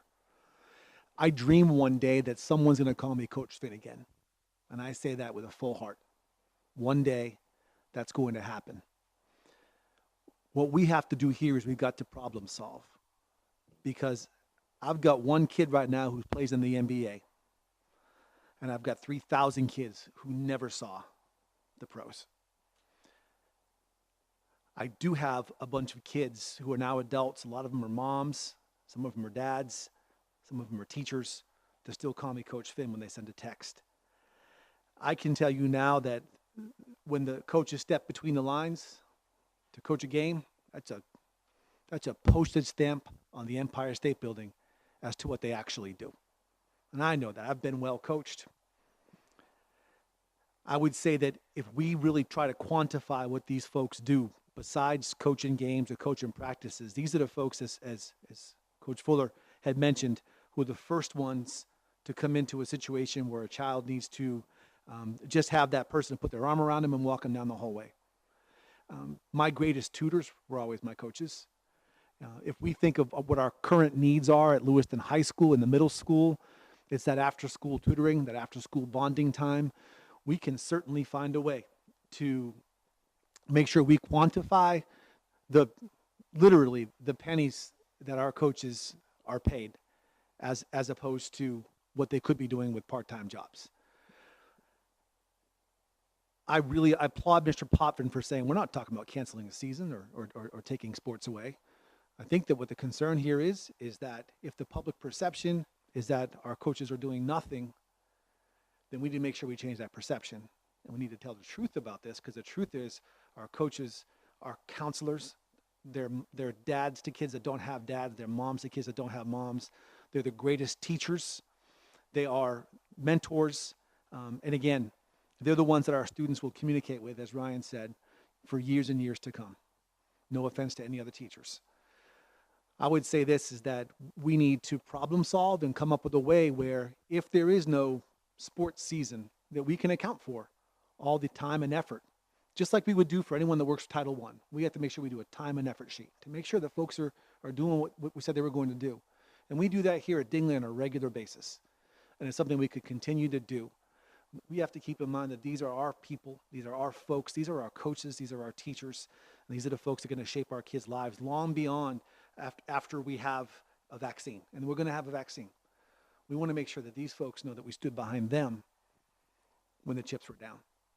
So I would agree with everything that was said here today, and I would say that we could have a deeper conversation about if there is no season, what does the season look like in terms of bringing our students along? Thank you. Okay, so I have to ask for, if you're not speaking, could you step back right outside the door? Just so that area right now I don't think is following. I'm trying, people, I'm trying. Yeah, okay, that would be good. All right, and make sure you press the button for the red. Hello, my name is Dan Gish. Thank you for letting me speak tonight. Thank you, Mr. Finn, for your comments. I have lived in Lewiston over 20 years. I'm an Air Force brat. I had some great coaches, had some great teachers. One of the best feelings, and I agree with Mr. Finn, is being called coach. When you get invited to their wedding, whether it's a traditional Catholic wedding or a Muslim wedding, having to attend a funeral or funerals of former players who've passed away way, way too early. I have a daughter. I live in Ward 1. I have a son that is a junior at the University of Maine that had these coaches. I have a junior, a future junior, my daughter, who's a straight A student. I've seen the effects of having to go get my kid at school University of Maine, and I'm putting myself in his place. I've got to pull him out of there, a place that he loves. Okay? I got a daughter that's been home because mom and dad won't let her go out. I know she misses her coaches. I've seen those coaches on Zoom meetings. Trust me, there's nothing more that I would like to see my daughter see her coach. I know how much planning goes into this. We lost the state championship in 2014. I worked for a guy that coached over 30 years. I can tell you at 5:30 in the morning, I was texting, I was calling, and we were doing lesson plans for our season. And we worked every single day. We went to national conferences, we went to regional conferences, we met. I don't do this for the paycheck. I can tell you I spend my paycheck on my players and my program. And I understand people that own businesses, and I have a lot of friends, at least I like to think I do, all right, that own businesses. But I know that their kids play for us.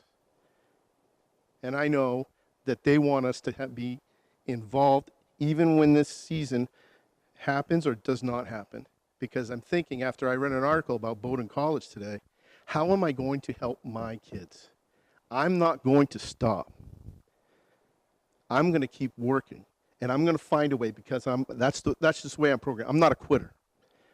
I tried to skip a baseball practice once, and my father dragged me to that baseball practice and said, explain it to your coach.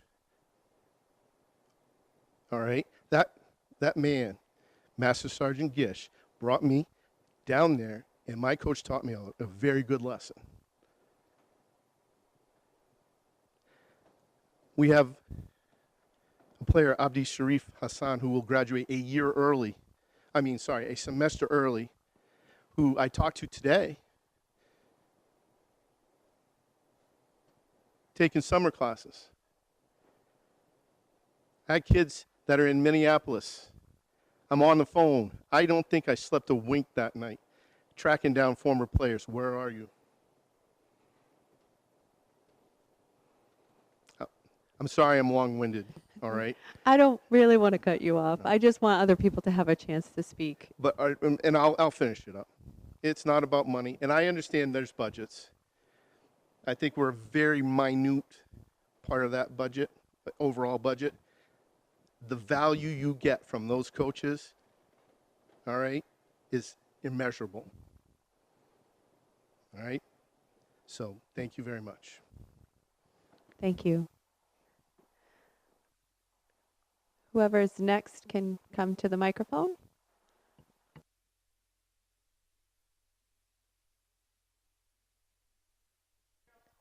You got to push the button.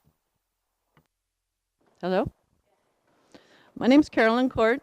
I'm one of the indoor-outdoor track coaches for Lewiston High School. I've been in a lot of situations coaching-wise. I coached at Bates College for over 25 years and volunteered at the middle school, and then I'm at the high school for 6 years. I've had a lot of recognition in my career, Hall of Fames, Auburn Lewiston Hall of Fame recently. There's 2 trophies named in my honor. But most recently, I received a paycheck for last spring season.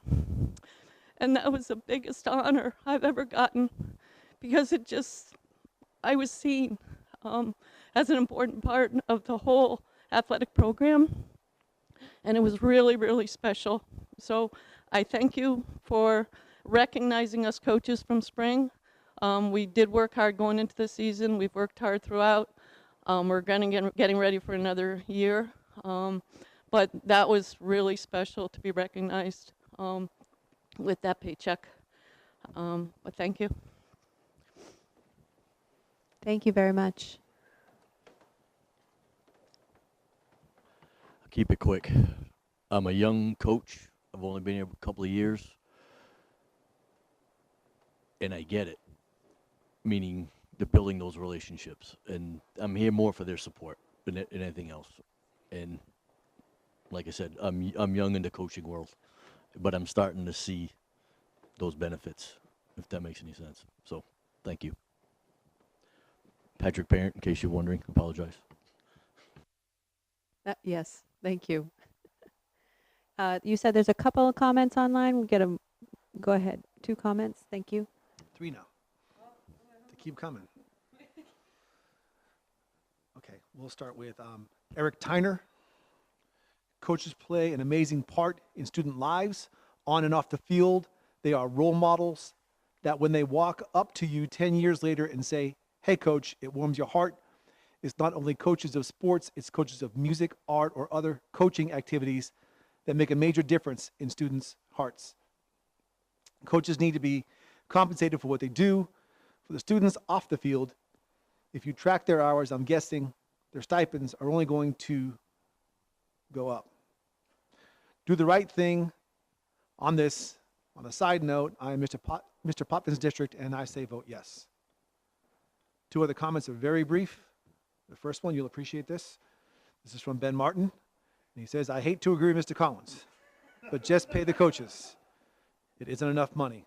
And then I appreciate this because I haven't heard this in a while. It says, "Finn is right." I'm going to bask in that for a second. Okay. Biggest impact on some of the kids' coaches, not teachers. 2 comments, same gentleman, Mr. Martin. Okay. Yes. So is there another one? So that was Eric Tyner went first. Mr. Martin went twice, and he said Finn is right. Biggest impact on some kids is coaches, not teachers. So that's it so far on that topic. So, when this first came up, I think we were talking money and we were talking scared. Miss Avery had said she's always thinking about the cliff and all of those things. Part of me was thinking about, well, if we don't have a season, meaning nothing was happening this year, and we paid coaches and we don't have any money next year, but there is a season, it's a risk. What I'm hearing, though, is that there are alternatives. I don't want our kids to do nothing. I want to do something for our students. So if I was disappointed when you said they couldn't even practice or something. I don't know how we get them, if there's no season, if you will, like how do we get them engaged with just being outside? I mean, gyms can do stuff outside. Can't we do something? Can't we be creative and think outside the box? I just want coaches to know this isn't about their coaching, their ability. This isn't about what they do for kids. I was a coach myself, and I understand what it means to be called coach and what that responsibility is and how much you love your kids that come through. We are charged with making sure that there's accountability for the money that we're spending because, as Mr. Potman said, there are people without jobs. And so it seems like it sounds to them that we're doing nothing or they're doing nothing, which you've demonstrated that there are things that were happening, especially through spring. So what can we do in the fall to ensure our kids are engaging in stuff? I mean, we're talking about sports, but there's all these other things that come into play that we were asking about before. There's debate and chess and, how is that going to happen online? What can we do to support students who are already in a really bad spot? So I guess just taking the language out, I don't know if that does the full job. I mean, I want to be able to say we're doing stuff for kids as well as we're paying coaches. So I just want us to think outside the box in that way. And I don't mean us in particular because this is your stuff, but I want kids to be engaged in something that can help them through this time. Mr. Donovan and then Ms. Hawkins. I don't know if we could amend the motion to include the stipulation that we do some sort of coaching. I mean, the coaching will happen, whether it's online, whether it's through Zoom. But if we could maybe stipulate that in striking that out, that there will be some type of season, whether that be online or not. I don't know exactly what the words would be, though. I'm not a wordsmith. Yes. I wish I could agree. I can't. And the reason for that is legal. The last thing we want to do is have disputes about what constitutes a season or not. But I also want to follow this up by saying that going down the road of tracking coaches' hours is a road that we don't want to go down. I mean, we are going to run afoul of wage and hour laws very quickly and realize that all of our coaches are working for, $2 or $3 an hour. So to some extent, if folks want to feel better about it, if there's not a season, maybe this is just one tiny little step towards, actually paying folks for the work that they've done all the other years. As we heard tonight, the coaches don't do it for the money. The advisors don't do it for the money. It's a relatively small amount of money in the scheme of things, but it's a recognition. And I share Mr. Poffin's concern about folks who are struggling right now economically. But that could also be our coaches. That could be our advisors. So folks who have been counting on this money, who have been budgeted for this money, as Ms. Ray said, our district is going to save tens of thousands of dollars if there isn't a season, and that's if we pay everybody in full. And so, to my mind, nobody wants to have to cancel a season. Nobody wants to have to cancel an activity. If we have to do that, I think it's certainly worth exploring what can be done in lieu of that, but I don't think that we should have language in the contract that makes the payment conditional. I just think we should pay people whether or not there's a season. Ms. Hawkins? I just want everybody to remember what Mr. Fuller said about 20 possible coaches doing the work they do besides coaching over the summer and over the school, however it happens. That's going to be a huge impact on these kids if we're not in school. That's 20 possible people having Zoom dance parties or Lord knows what. But that's 20 people beyond their everyday teachers and their online learning or however it's done, they get to interact with. I think we're going to be surprised at how much of an impact that'll actually have. So keep that in mind, because that could be kind of a silver lining in the lack of season if the case for that happens. Anybody else? Ms. Whitlow? I just have a question about when we talk about all these stipend positions, are we talking about elementary school? Do they pay their coaches? Because I'm not sure how much they're doing. I mean, maybe they are. Maybe they're doing all kinds of outreach. I have no idea. So the answer is yes, there are extracurricular and co-curricular stipends for all levels, elementary, middle, and high school.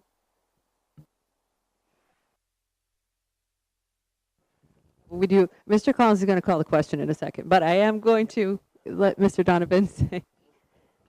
Oh, I'm so sorry, Mr. Damon. Mr. Damon, go ahead. I remember doing a quick analysis of this.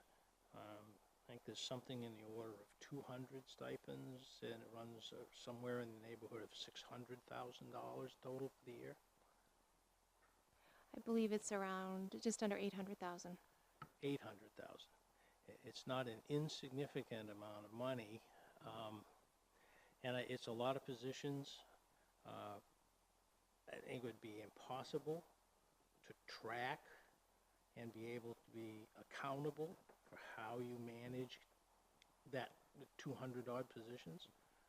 And I think that, remember, Collins is probably right on target. That if we tried to do that, we would end up running afoul of the wage and hour division in the state of Maine. And I think that we have to be very careful about how we think we're going to manage that. And it's not an insignificant amount of money. I know that it's valuable to the kids, but it's not chump change. As your CFO, I agree with you about the tracking and the accountability. Okay. So the motion on the floor is to... The motion to strip language from the coaching contract and to continue to pay coaches even if the season is canceled.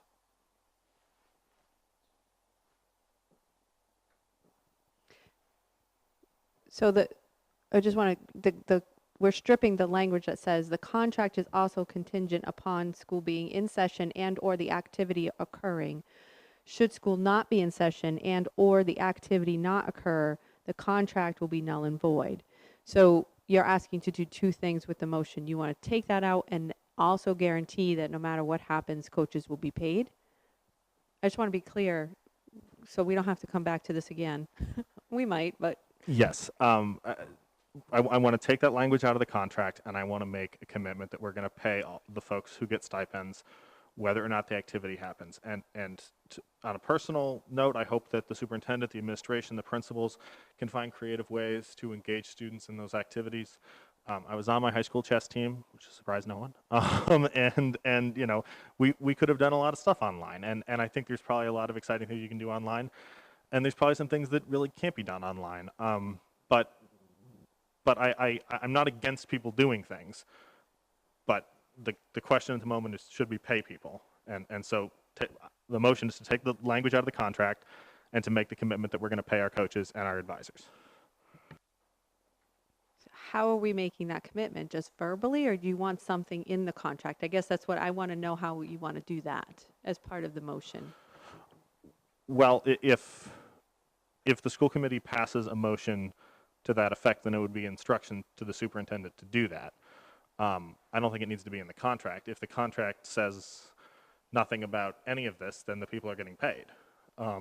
But just to shore up the question, it would seem like this motion could also instruct the superintendent to pay people regardless of whether or not the activity happens in its traditional format or happens at all. Ms. Parks, I'm sorry, just I'm asking for clarification so people know what they are voting for. If we're talking about the language, I just have a question on what appears to be the second paragraph on what was in our packet. It says the board hereby retains the right to adjust the annual salary rate of the employee during the term of his or her contract should the employee cease to perform any or all of his or her duties, or should the activity be terminated for whatever reason. That sounds kind of redundant to the piece that we're discussing. So it sounds like it was almost already in the contract. So if we're going to pull out the bold underlined section, does that need to be reworded also? Ms. Avery? I would recommend that we leave that in the event that there's an employee that, like, let's say we hire you and we're doing, let's say, SEL work, and you decide to just stop showing up. This will allow us, there's some language here to support us not paying you the additional remaining. But that can't be used to then not pay people after we make a decision to pay people tonight. No, because they would be working, they would be doing something, unless this school committee, unless your vote is to not put that as an attachment. And so can I follow up with, you all did vote on language. It was the COVID-19 pandemic flu salary and benefit language that we do have a bullet point in there that talked about spring stipends and the fact that we would be paying them and there was no contingency attached to that at all. This will have to come to you in maybe the next board meeting or the board meeting after that to update the language. And that's a place where you could also insert whatever it is that you decide. You can insert that here as well.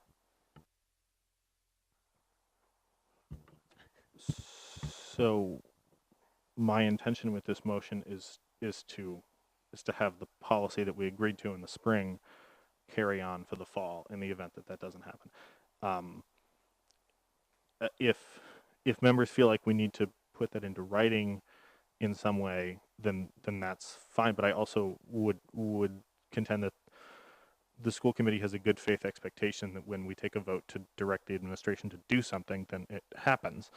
And so if we take a vote tonight that says we're going to pay the coaches and the advisors, whether or not the activities happen in a traditional sense or happen at all, then and we take that language out of the contract, it would strike me that our expectation would then be that this would be taken care of. And if we have to approve other things later that are along the same policy lines, then that's fine. But it just seems like we ought to be able to direct the superintendent to do that and have it happen. All right, I'm calling for the vote. Ms. Parks? Yes. Mr. Damon? No.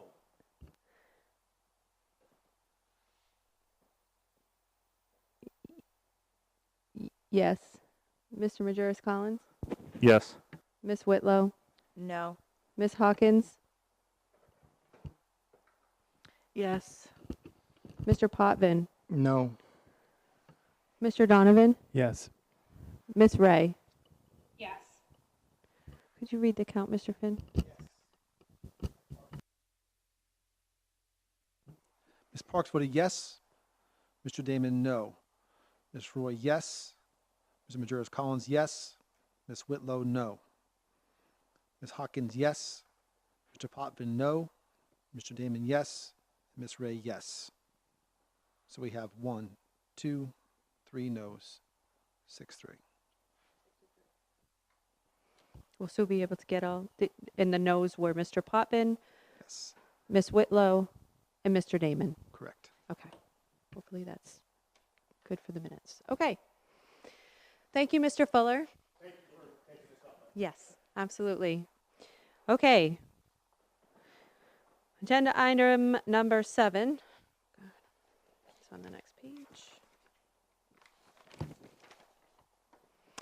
To discuss the use of SROs in LPS, school committee member Kiernan Majerus Collins will present. All right. So I have a little statement to Wait, read. hold on, Mr. Potvin just left the room. Well, then we should probably recess for 5 minutes, I guess. Okay, sorry.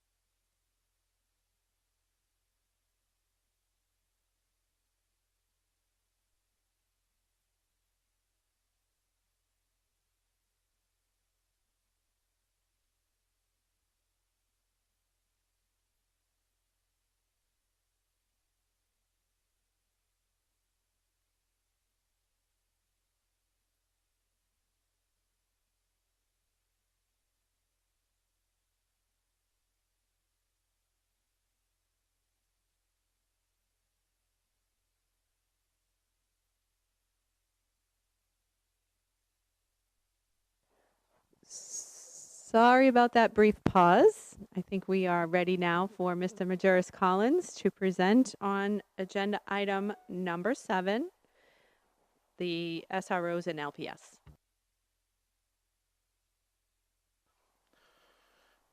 So I have a brief statement that I'd like to start with, and I think this is on the agenda for discussion, so obviously that's the hope, is that we'll have a discussion. The goal of tonight's discussion is to hear from committee members and members of the public on the topic of school resource officers and their continued presence in our schools. I have no doubt that different people will have different perspectives on this subject, and that's okay. Our job as school committee members is to carefully consider all the arguments and then vote as our conscience dictates. I asked for this discussion because I believe it is time to end the permanent presence of police officers in our schools. Before I talk about why, I want to start by saying that this is a systemic question and not a question of individual officers.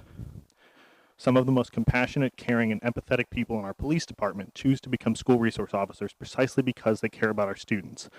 And this discussion should not be taken as a reflection on the specific individuals currently serving in our schools.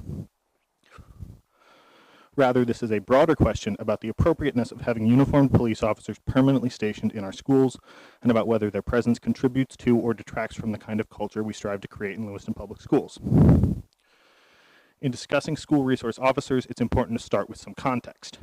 For most of American history, schools didn't have police officers on campus. Widespread police presence in our schools dates back to the beginning of the drug war, when our entire society began down a path of excessive policing, overcriminalization, and mass incarceration that we are only beginning to undo today. If we reduce or eliminate police presence in our schools, we will not be embarking on some radical new experiment, but simply returning to the way that we did school only a few decades ago.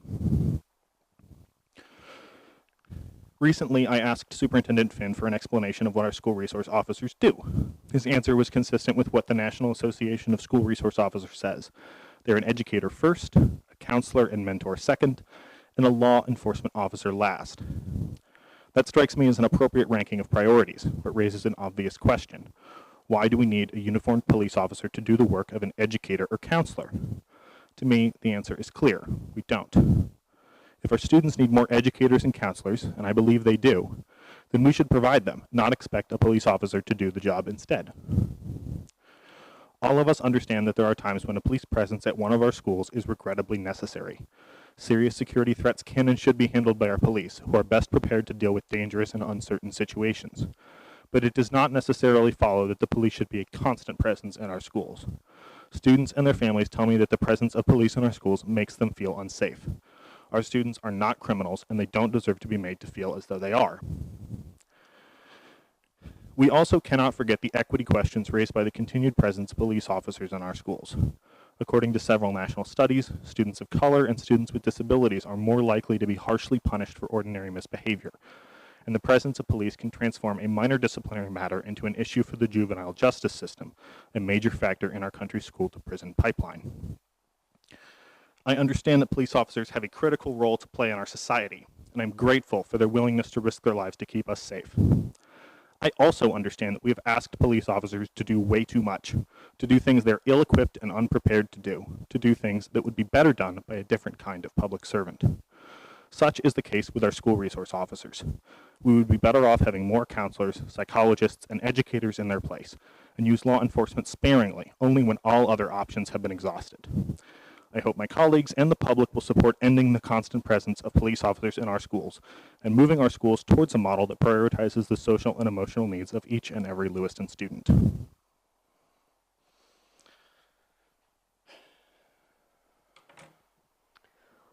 Okay, I'm going to open it up to the committee first. And remember, we're not voting or anything on this. We're just having a discussion about resource officers. If you have questions about their role, I'm sure Mr. Finn can elaborate on those. And then we'll listen to what the public has to say as well. Ms. Whitlow?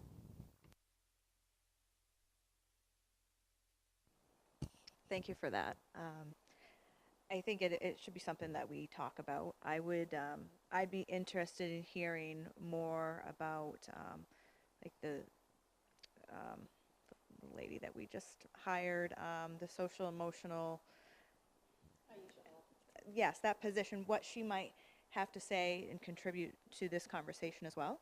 And yeah, I think there's a lot of people that should be at the table talking about this stuff, but I'd be interested in hearing more, I guess. Any other committee members want to say anything? Mr. Potvin? Again, having served several committees and several cities and seeing that the SRO is always a question. There's just a couple things that jumped out at me as this discussion's been put forward tonight. And that is just thinking about, in my experience at the Sheriff's Department, dealing with juveniles, and hearing their stories and seeing their circumstances. I can't help but notice I see two pictures. The first picture is that of the high school and the middle school, where the rubber meets the road, where passions are high, drugs introduce themselves. There are cultural changes in the middle school. The high school, unfortunately, you get to that point where I think everyone understands there's the occasional outburst and violence where actually there's a need for somebody to actually take someone in, unfortunately. On the other side of it, thinking this through, I never in my 27 years had the opportunity to have to take a child under the age of 12 into custody to the youth center. Just not my experience. I'm not saying it doesn't happen. And I always kind of wondered about that. And I wondered, sitting in the other districts, asked the same question. What exactly does a police officer, a fully armed, heavily armed, powers of arrest, use of force, do with an 8-year-old? And I never could comprehend that or attach it. And being in the service itself, I still have not been able to. But one thing that rang true to me, that shocked me in my visits to Connors Elementary, was the ever-presence of the SRO officer in the hall. And a young, I'm going to go second grade, 7-year-old black male student was coming down the hall. He saw the officer and he looked at me and he said, "He's here because I'm here." And that shocked me.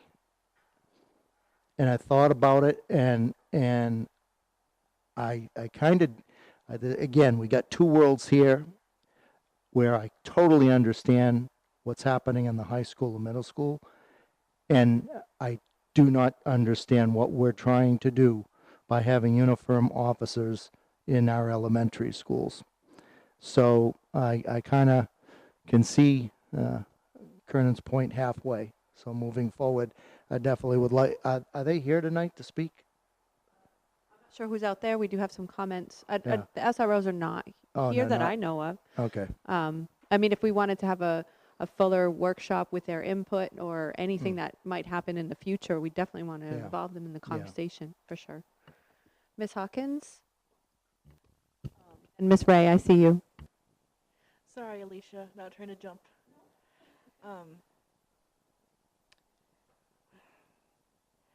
I just want to make sure that when we discuss this in future, if we do decide to go down a path like this, that we make sure that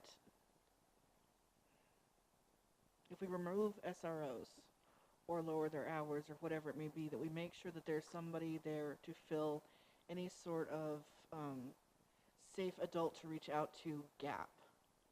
I remember when I was in school and even in high school, there were always adults that we knew we could go and talk to.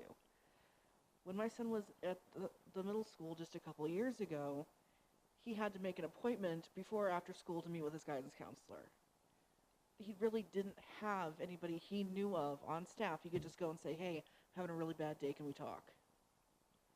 And I don't know whether that's I know it's a staffing issue, but training, professional development, whatever the case may be. I used to drive a school bus. And I will tell you, middle school, rubber hits the road. And I think one of the reasons we're having the issues we are in our society is because we're putting too much on people that aren't trained for that responsibility.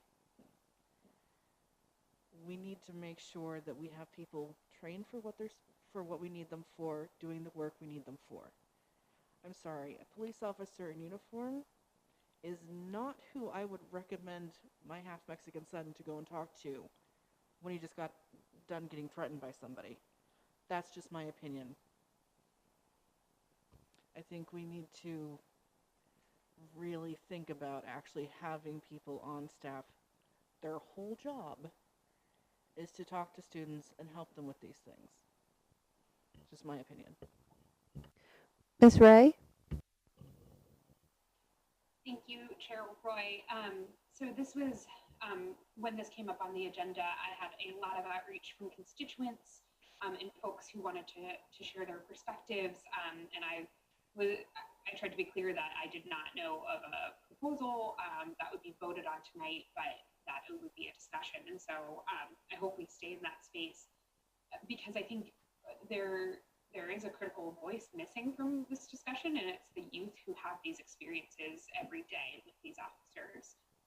As was stated at the beginning, this is a systemic issue and not individual. And as we consider that Lewiston has the most SROs of a school system in Maine with 4 dedicated officers, we really need to assess what the system is attempting to do, and is that what we want to do, and is that how youth want to experience this as well. I think, you know, one of the hires for the personal agenda is directly tied to this, the family and support coordinator, because as we look at the loss of the restorative justice position at the high school, there's nothing to backfill that. And much of the research shows that restorative practice is the way that we should be angling to help students work through the different issues they encounter. So I'm trying to think if there was anything else I needed or wanted to point out. I think the other part of this too is representing the city side. Those officers are paid for 75% by the school budget and 25% by the city budget. And so there are implications if we move away from this model on the city side. And so I just will raise that, not knowing where this discussion will go. Thank you, Ms. Ray. Any other committee members before we go to public comment? We have, are they long, or? There are some. I'll do the best I can. Okay. Oh. We have, oh, is there anyone, thank you, Kieran. Is there anyone here in the exterior room that would like to come to the podium and speak to, I hear footsteps, the SRO conversation? Hi, come on in. You're going to take that microphone. And just please state who you are and go ahead with your comments. Okay, hi, good evening. I'm feeling a little muffled, but I will try to project for you. My name is Emma LeBlanc. I'm a senior researcher at the ACLU of Maine. Even before the COVID-19 pandemic started, young people here across the state, across the country, were facing unprecedented levels of anxiety, stress, trauma.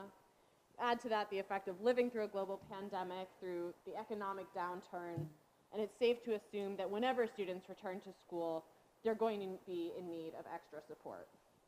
Yet we're not equipped to give them that. In Maine and nationwide, youth suffer from severe lack of adequate community mental health services. So in lieu of these community-based programs, schools step in. School-based mental health providers such as counselors, nurses, social workers, they're frequently the first people to see students who are sick, stressed, traumatized, or hurting themselves and others. Given the clear need for these mental health resources, it would make sense for school committees and school principals and government leaders to be using all of our available resources to increase school-based mental health professionals. Yet that hasn't been the trend. Instead, funding for police in schools has been on the rise, even as schools face this critical shortage of counselors, nurses, psychologists, and social workers. The benefits of investing in mental health services are clear. So we know that schools with those services see improved attendance rates, better academic achievement, higher graduation rates, as well as lower levels of suspensions, expulsions, and other disciplinary incidents. Data shows that the presence of school-based mental health providers not only improves mental health outcomes for students, but also improves overall school safety. So Mr. Potvin mentioned earlier some of the issues that arise in school, especially as students get older, But the truth is that police don't have to be the answer to those problems. There's no evidence that shows actually that increased police presence in schools improves student safety, student educational outcomes, or student mental health. A recent assessment of school-based police officers in North Carolina found that middle schools that hired SROs did not report any reductions in serious incidents like assaults, bomb threats, homicides, possessions and use of alcohol or drugs, possession of weapons. In fact, researchers have found that the presence of police in schools can actually intimidate some students and prevent them from coming forward when they do have concerns, making our schools less safe. The presence of police shifts the focus from learning and supporting students to over-disciplining and criminalizing them. Students are removed from classes, subjected to physical restraint, interrogation, and other risks to their education, due process, and equal treatment. These consequences fall disproportionately on the most vulnerable students. Students of color, including in Maine, are more likely to be referred to law enforcement, more likely to be arrested. Black children make up 3% of the students in public schools in Maine and 6% of referrals to law enforcement that remove them from school. Obviously, the percentage is much higher in Lewiston, but the disparities are just as stark. This early contact with the criminal justice system increases the likelihood that these students will be caught up in that system later on. Students with disabilities are disproportionately arrested and physically harmed by school police as well. Nationwide, students with disabilities were nearly 3 times more likely to be arrested than students without them, and the risk is multiplied about school police. So as others have said, this isn't about individual officers and their commitments to students, right? It's about putting these limited resources in the programs that are most effective. It's too soon to, I just want to wrap it all up for you.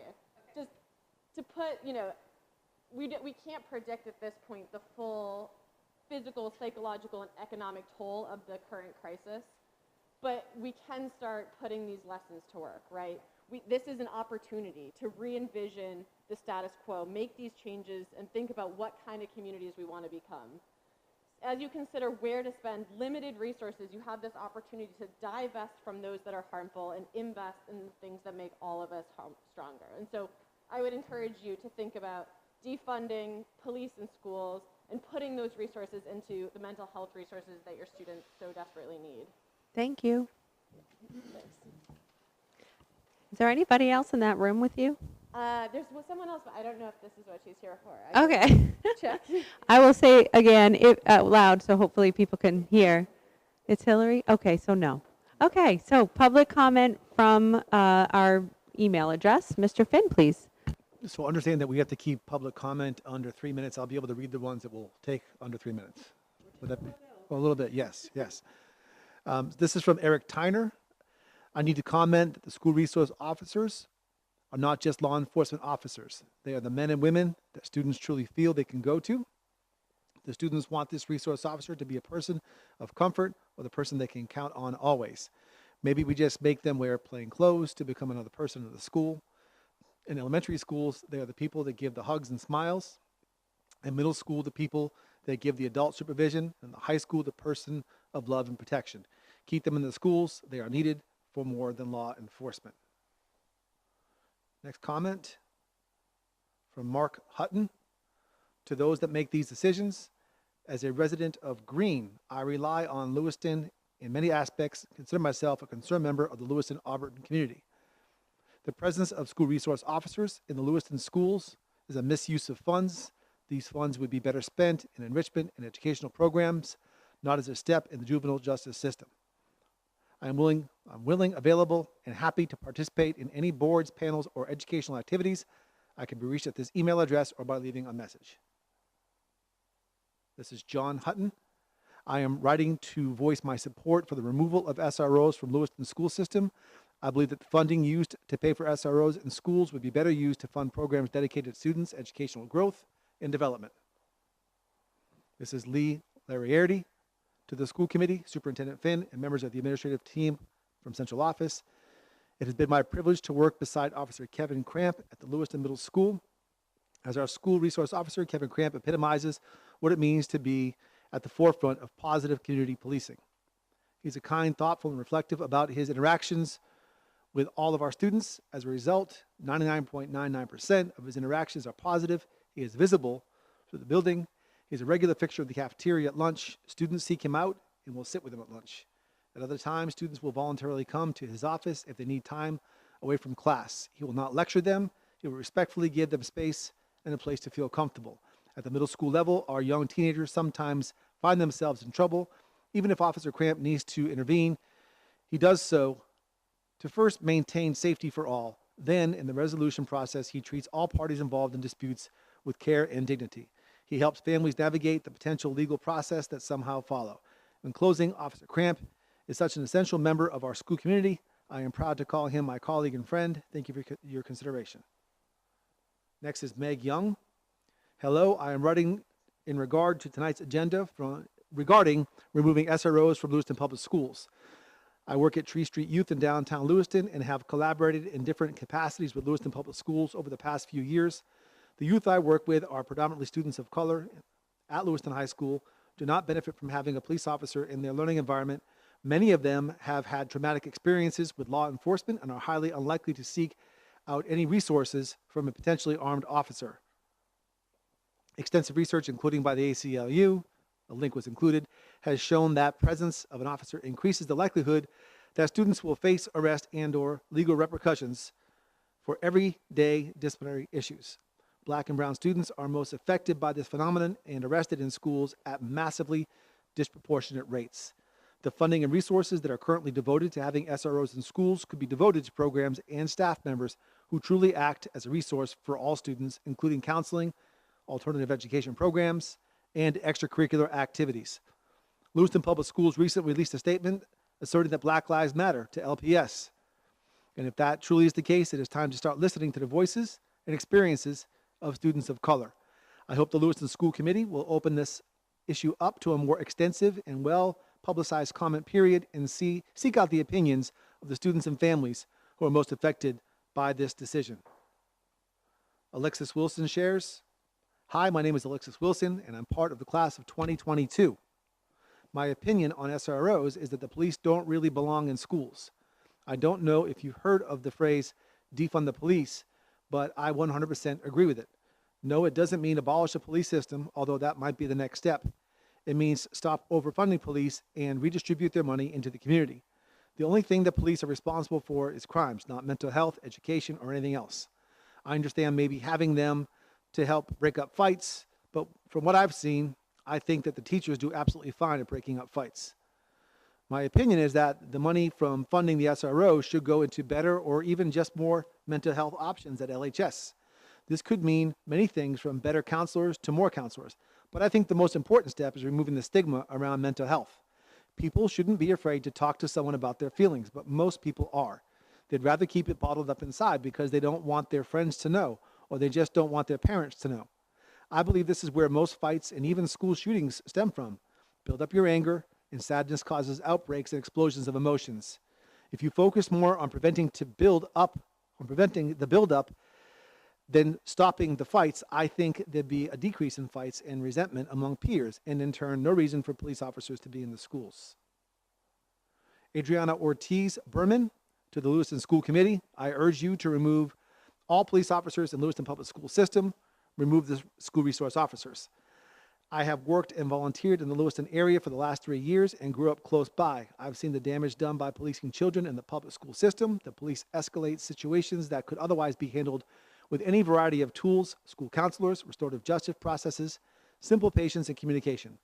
Lewiston Public Schools pays 75% of each SRO salary. There are 4 SROs in Lewiston. These funds could be reallocated to counseling, academic support, arts, or athletic programs.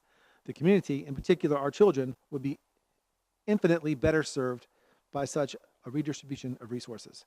We cannot criminalize children, least of all in the building where we have promised them that we will provide them an education. If they do feel safe, how can they learn? If they do not feel safe, how can they learn?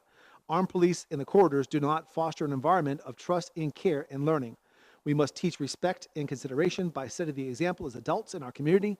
The first step is to remove SROs from our school system. We do not need to police or scare our children. We need to teach them the value of community and solving problems together. Two more. Renee Roy, dear Lewiston Public School Committee. I am a former resident of Auburn. I am writing to ask you to end the Lewiston School District's contracts with police and remove all police from our schools.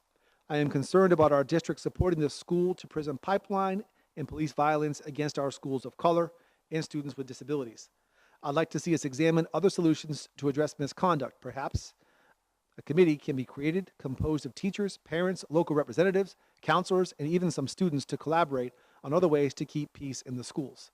The culture of policing dehumanizes black and brown students in our schools just as it does in the streets. It pushes young people away from education and opportunity and towards increasing contact with the criminal system. It excessively criminalizes students with disabilities instead of supporting them. Students deserve to learn in a supportive and healthy environment, safe from police abuse and criminalization. I urge you to join a growing list of school districts in supporting students with counselors, school psychologists, social workers, librarians, and other educational supports and services they need to thrive, and to divest from the dehumanizing culture of police in our schools. Police have no place in our schools. Sincerely, Renee Roy. James Taylor, dear Lewiston Public School Committee, I am a concerned community member seeking a better future for our country. I am writing to ask you to end the Lewiston School District's contracts with police and remove all police from our schools. I am concerned about our district supporting the school-to-prison pipeline and police violence against our students of color and students with disabilities. I think a police presence in schools is unnecessary and sets a wrong tone for learning. The message is all wrong. It says we do not trust or respect you and we will use force. See, here it is. Policing across this country needs revamping. The culture of policing dehumanizes black and brown students in our schools just as it does in the streets. It pushes young people away from education and opportunity and toward increasing contact with the criminal system. It excessively criminalizes students with disabilities instead of supporting them. Students deserve to learn in supportive and healthy environments, safe from police abuse and criminalization. I urge you to join a growing list of school districts in supporting students with counselors, school psychologists, social workers, librarians, and other education supports and services they need to thrive and to divest from the dehumanizing culture of police in our schools. Police have no place in our schools. Respectfully, James Taylor. We got three more in as I was reading those three. Okay, we'll take those three and then I mean, it is a discussion that Right. may go more than this. So if you'd like to read those, that would be okay. Yes. Allison Litton, Lewiston Education Association President, Connors Family Engagement Coordinator. I would like to speak in favor of SROs in our public schools. Within my 6 years as an educator in Lewiston, I have witnessed nothing but positive interactions with our Lewiston SROs. Speaking in particular regards to my experience with Officer Kevin Strout, who serves LPS elementary schools and is housed at Connors, his presence at the building has been a bridge between the community and our students.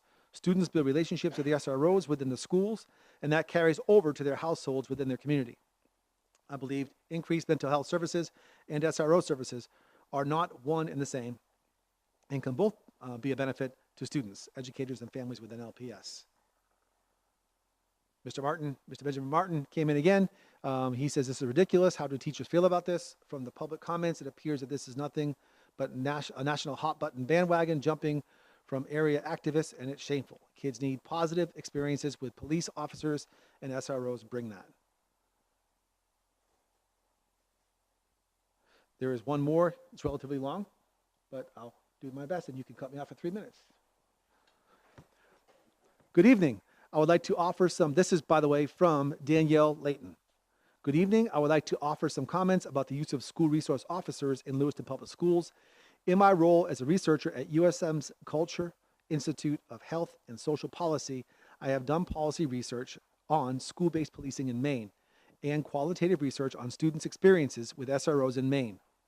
Both of these studies included perspectives from stakeholders from Lewiston High School, school administrators, SROs, police chief, RJ coordinator, school counselor, and social worker, and students, as well as stakeholders from other communities in Maine. As board member Majerus Collins stated, school safety strategies did not always include police, and research indicates that embedded police do not make schools safer. We have developed this reliance on law enforcement as a result of systemic disinvestment from holistic safety structures and disinvestment in schools' capacity to respond to students' needs and needs to challenging behavior. This reliance on law enforcement to provide reassurance and to fulfill multiple roles that law enforcement was never designed to do discounts the safety of students of color, students who are economically disadvantaged, students with disabilities, and other vulnerable or marginalized students. Neither national research nor local research offers support to the notion that SROs deliver effective safety, but research does shed light on numerous unintended harmful consequences. Recent policy research examining Maine's use of school-based policing found that Maine SRO programs have the same problems with a lack of policy governance, lack of program evaluation and oversight, expansive role creep, and liberal use of SROs in matters that are disciplinary in nature, leading to breaches of FERPA, breaches in students' constitutional rights, most frequently the Fourth Amendment right to be secure from unreasonable search and seizure, and failure to give students due process like being read their Miranda rights and having a parent or guardian present when they are being questioned.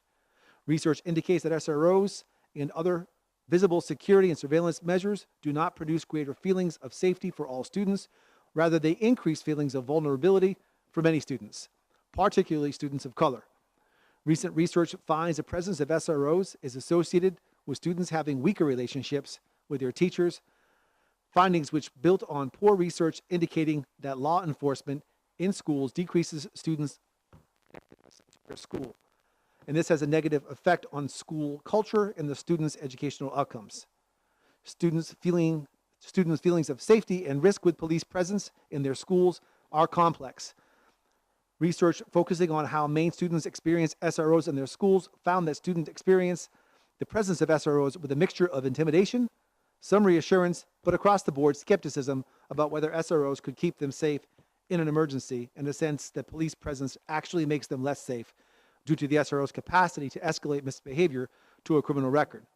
Students talked about how their schools use SROs as prevention strategy and that it functions because students feel intimidated by SROs by virtue of their role as police officers. Students are anxious about the reality of school shootings, but by no means convinced that a couple of SROs could prevent it from happening to them.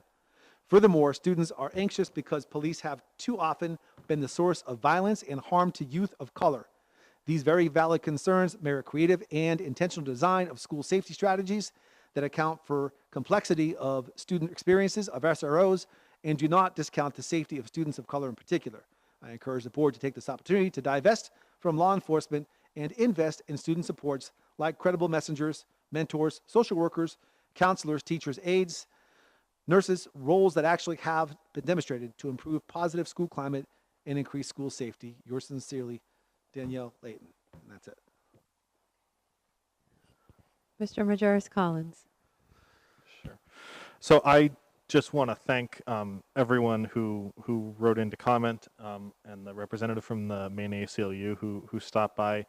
I'm stunned by the amount of passion around this issue, and I thought there was one comment that suggested that that we have an opportunity to have a community conversation about this that is more widely disseminated. So my suggestion would be that perhaps on some upcoming agenda, and obviously we have no students in school buildings right now, so it's not like we have to do anything immediately, but on a relatively soon upcoming agenda, we could have a conversation that was better publicized to the community to encourage even more input, allow all stakeholders to have a voice, and then potentially to be able to take action depending upon what the school committee wants to do, whether it wants to do nothing, maybe move some of our SROs or remove all of them. But I think that the next time we take this up, we should be prepared to take action. Sounds like a future agenda item, which we can put on later. Ms. Whitlow? Yeah, I mean, I just want us all to be aware that even if we were to say, and vote that we don't have SROs going forward, there's a bigger impact to this community and to our schools. I mean, we would, depending on what the contract is for these SROs, they might lose their job. And I wouldn't want to see that either. So let's be mindful of the bigger picture here too. And I think also, because there is a city connection, it is a huge conversation to have. And we have if you looked at it by how much we pay, we have a 75% part of that. But, we did hear from one student, I think you said during that conversation, but we need to hear from a lot of students. We need to look at some data. We need to hear from the SROs. The last time they came and presented, we had a wonderful presentation, and the students' stories that come with those were very positive. So there's a lot to digest and a big conversation to have. So I think definitely I'm hoping that perhaps we wouldn't be limited to 10 people. We could maybe have it in a bigger space. Who knows? But to put it on an agenda item that we really want the community to add to the conversation. And wrapping it up, Mr. Donovan. It would be nice if we could do something similar to Lewiston Listens.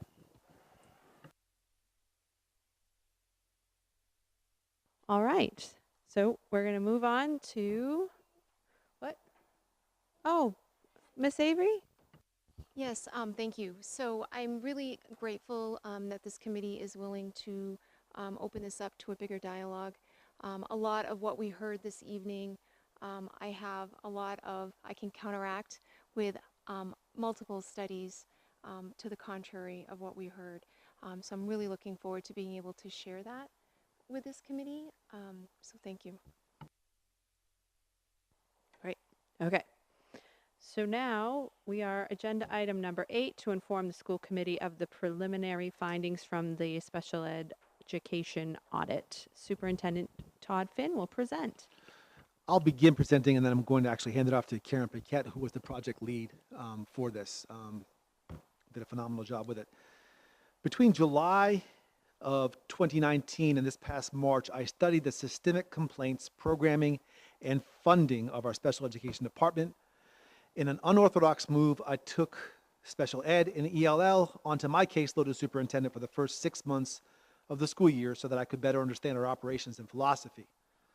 In March, I approached this very school committee with my request for an independent auditor to assess and report back to me the strengths and shortcomings of our special education department. Fortunately, the school committee supported that. Last week, a preliminary report was shared with me, and a more detailed report will be shared with you in July. I have asked Karen Paquette, who was assigned the special project of organizing this remote audit, based on her strengths as a leader, to present to you some takeaways from the preliminary findings. I'd like to draw your attention to our potential improvement opportunities that will more effectively serve our students with special needs. I'd also like to draw your attention to the potential savings that eclipses the millions if we are willing to abide by the recommendations of the auditors. I remind the committee that these same auditors made similar recommendations nearly 10 years ago to a different school committee in Lewiston. Had we as a district followed those recommendations, we could have the model special education operation in the state of Maine, with significant savings passed on to taxpayers each and every year. I will be resuming my direct supervision over special education beginning immediately so that I can be certain the recommendations that have been made are firmly in place before the next budget cycle. I'd like to hand this over to Ms. Paquette to give a general overview, and then you can look forward to the actual auditors here giving you a very detailed report with no punches pulled as far as recommendations go, live here with you. Ms. Paquette? Thank you, Superintendent Finn. Yes, as Superintendent Finn said, we, Bobby, myself, and Superintendent Finn participated in a call last Thursday, Tuesday, Wednesday, can't remember which day it was, the 17th.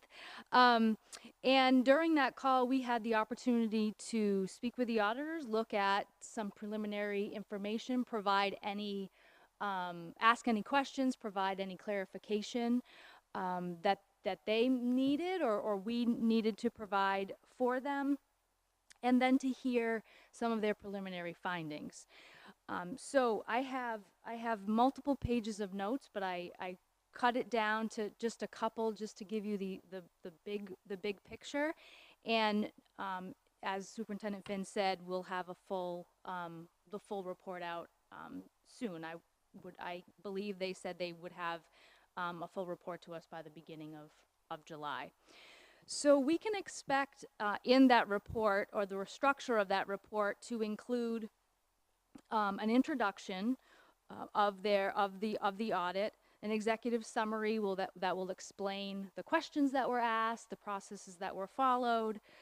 We will also see a description and a layout of what's called the distributive leadership framework, which is part of their recommendation that we look at and we build upon. And that framework just helps build capacity and shared leadership, and I'll talk a little bit more about that in a minute.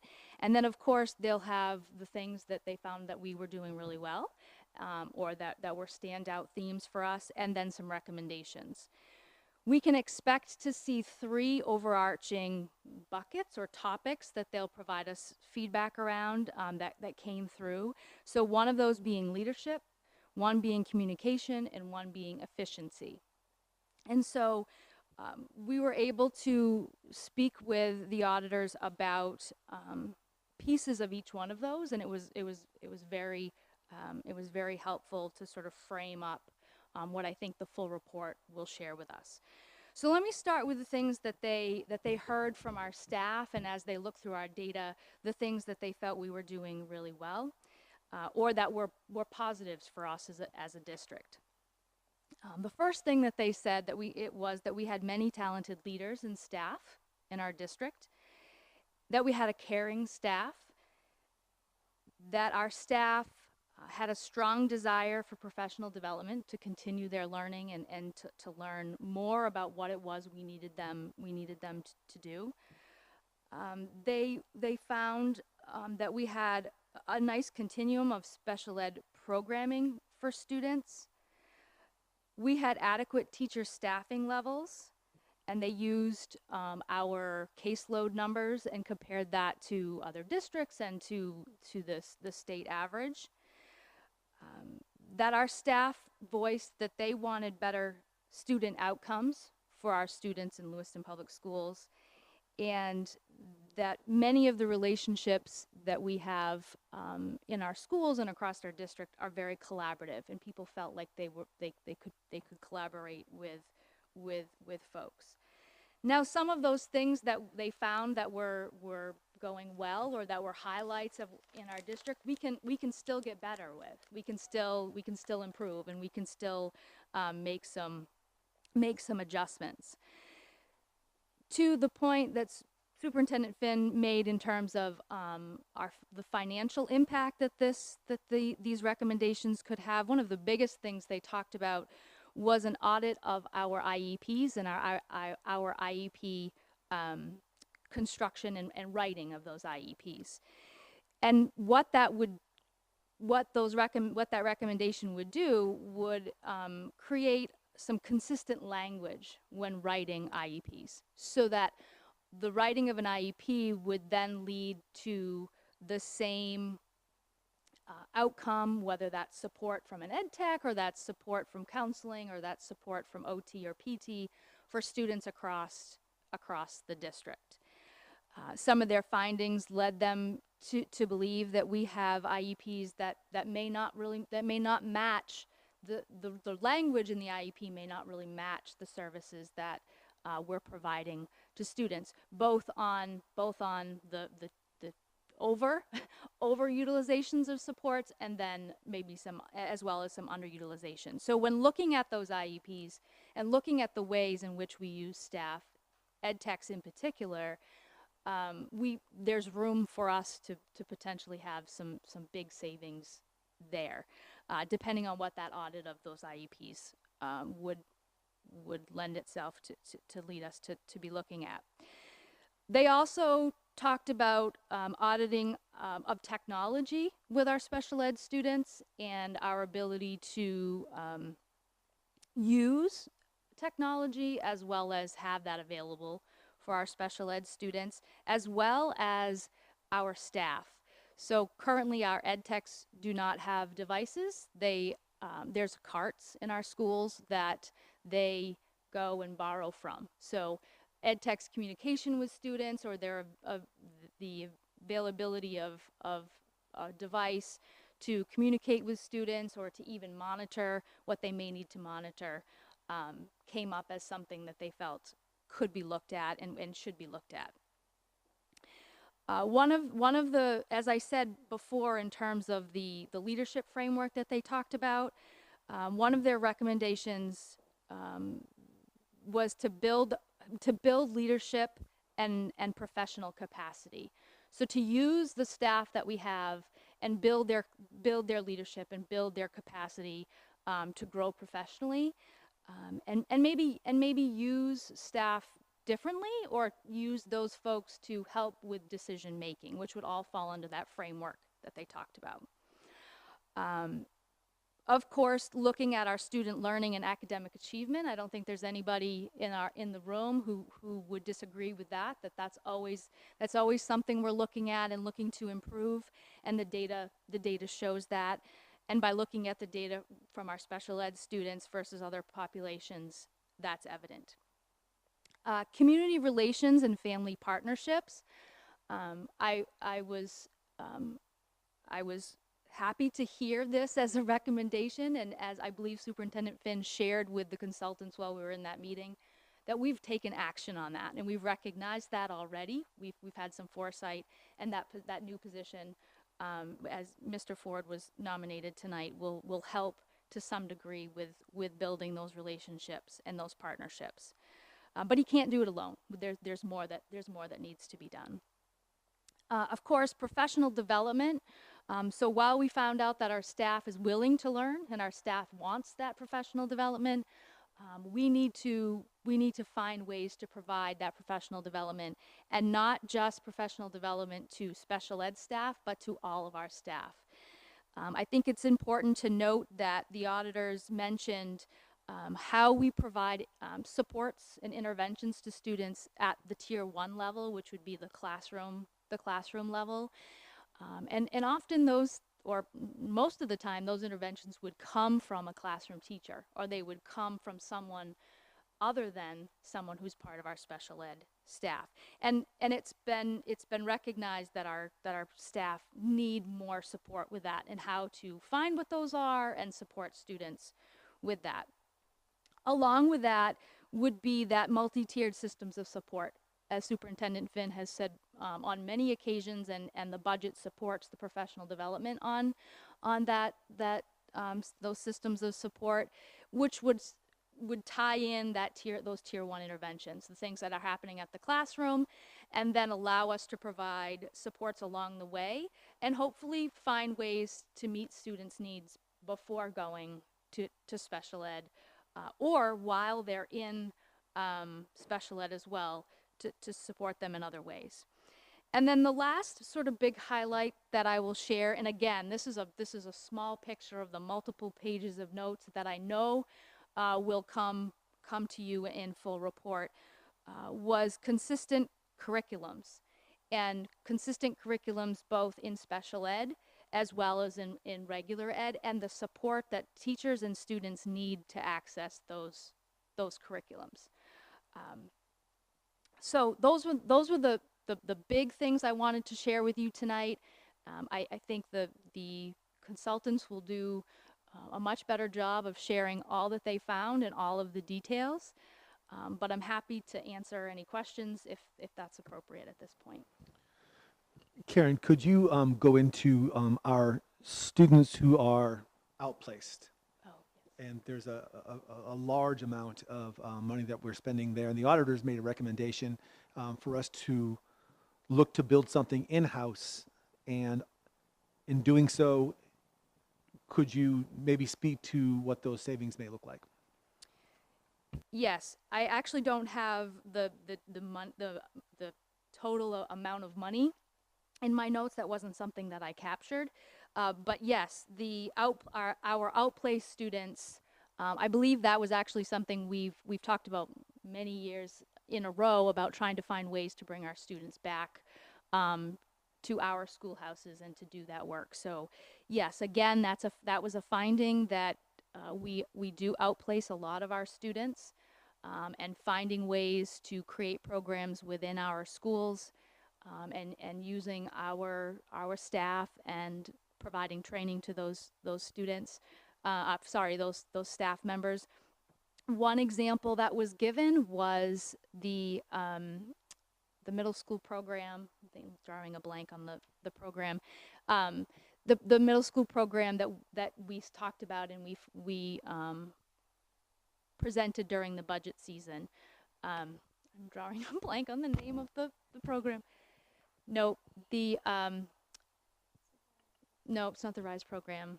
The behavior program that's at McMahon that we then we did not have that program at the middle school this year. Nope. Pam's gonna be watching and send me a message. I'm drawing a blank. And then we then have that program again at the high school. So that's only happened for a year or so. And in this current budget, we are, if the budget passes, we'll be able to bring that program back. But it was a substantial amount of money that we are spending and sending out to outplaced programs that we could use to start our own programs and have it in-house. So that's one note that I did take, and that number is $6.3 million. And the auditor suggested that if we were to get 8 teachers at a cost of, with benefits, $80,000, do the math on that, and compare that to what we're sending out. If we were able to find a place or places, find the talent, and develop that talent and build a program within 1 year, we could have significant savings. So initially, our thoughts were possibly a couple of $1 million. And we are looking at potentially, if done correctly, and using these consultants along the way, we could be saving the taxpayers upwards of $6 million by just following the recommendations and building our own programs in-house.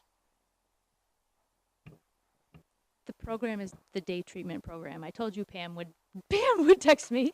It's the day treatment program. So we have that program at McMahon. We closed the program at the middle school, I believe, due to some staffing.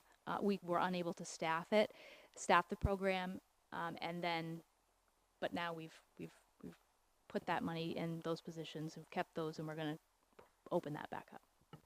The school committee supported professional development. You recall that we talked about that acronym, MTSS, so the multi-tiered systems of support. I have extensive experience with that in Atlanta and also in North Carolina. And I'm here to tell you that when done properly and when trained properly, it really works. There's a common language around individual education plans. There's a common language that we call child studies, where we talk about how the students are doing, whether they're to receive special education services or not. It's a common practice. We look at, and as the auditors recommended, we look at what planning really looks like for teachers, and what are we doing during planning in terms of talking about students and identifying a lagging skill and differentiating that from a disability. Everyone's got lagging skills. Doesn't mean that you necessarily have a disability. And so when we look at a multi-tiered systems of support, we don't jump right to your child's disabled. We jump to, we got a lagging skill that we're going to work on. If that doesn't work, we've got something else that we're going to work on as well. And we never withhold those services, but we make sure that along the way, we are not overdiagnosing a lagging skill as a disability. The auditors were real big fans of that, and I was thrilled to see that the MTSS program that was presented during the budget is one that you supported, but also one that these auditors said, it's a go-to for Lewiston, you should be doing that. If you look at also the recommendation of hiring just 8 staff, as we mentioned earlier, the savings there, but also a restructuring of what the leadership structure looks like. I was surprised to see some of the things that I thought would have been potential changes that they actually thought could be pretty effective if we were able to take a year or so, maybe about a year, to get things so that they are more streamlined and the communication is much more effective. At the end of the day, we committed to this school committee that we would take this audit very seriously. It wasn't for show. It was very data driven. 40 different focus groups participated, countless documents, and these folks come extremely highly recommended. So I would submit that the money that was paid, the funds that were used to pay for this, was a fantastic investment, and I commend the board for agreeing to do this. Now what we have to do is roll our sleeves up, use the experience that we do have.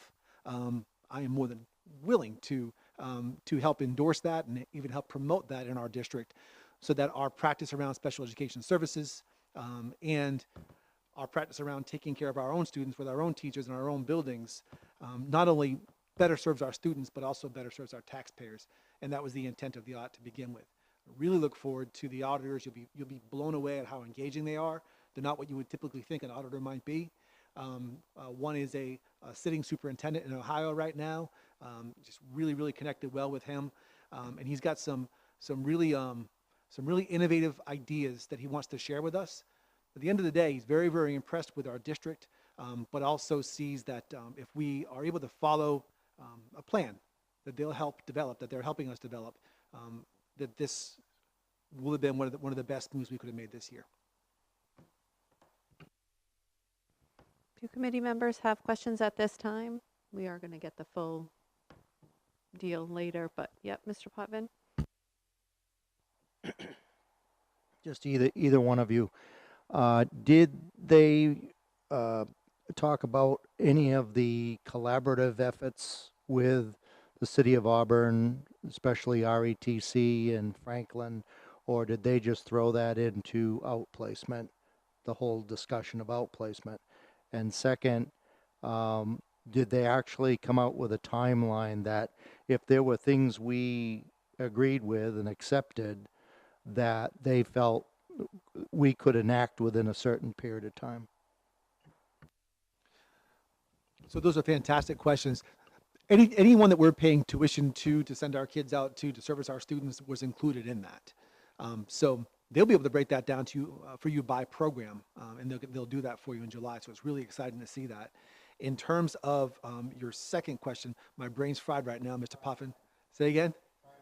Timeline. They're, within a year, we should be able to have the framework to get this done. And keep in mind, let's say that we're able to recoup, let's say $4 million. That's every year. And over the course of 10 years, that's a whole lot of money. That's a few schools that you probably could build. So, that being said, I'm enthusiastic about some of the things that we could immediately implement, because there are some suggestions in there that we certainly could look at doing right now. But then to look to build the capacity of our human capital, of our current staff who are really good, to train them differently, and then to be able to work together as a committee to launch programs that will actually better serve our students. And as you know, based on our last meeting, I really like to know what's going on with the programs. And I think that if you inspect what you expect, great things will happen for you. This is something that we've got an opportunity right now that 10 years ago we didn't do. But we have an opportunity right now to get this right. And when the auditors come and present out to you everything that they found, I think you're going to have 100 more questions, and they're all going to be great questions. But these are things that we should have been doing for the last 10 years. Now we have a chance to do it, and I believe that we have the team that can get that done. Will there be help for us during this budget, because we did that slim margin and cut back, or didn't have the $900,000? So will it help us in this budget year? I would imagine so. I would definitely defer to the auditors on this, on their July presentation. They even did a deep dive into legal for us too. That would be very interesting to look at what we have out there in terms of liabilities and how that can be prevented. And I think we'll be surprised at what shape we are in on that one. It's actually a lot better. So that would be a great question for July, and one that I'd be curious about too. Anyone else? All right. Thank you, Ms. Paquette and Ms. Superintendent Finn. On agenda item number 9, I'll entertain a motion for us to enter into executive session. Mr. Majerus Collins. I move that we enter into executive session to meet with legal counsel to discuss and review the DOJ report. Second. Second by Mr. Donovan. We'll do the roll call. Oh, unless there's discussion. No. Okay. Ms. Parks? Yes. Mr. Damon? Yes. Yes for me. Mr. Majerus Collins? Yes. Ms. Whitlow? Yes. Ms. Hawkins? Yes. Mr. Potvin? Yes. Mr. Donovan? Yes. Ms. Ray?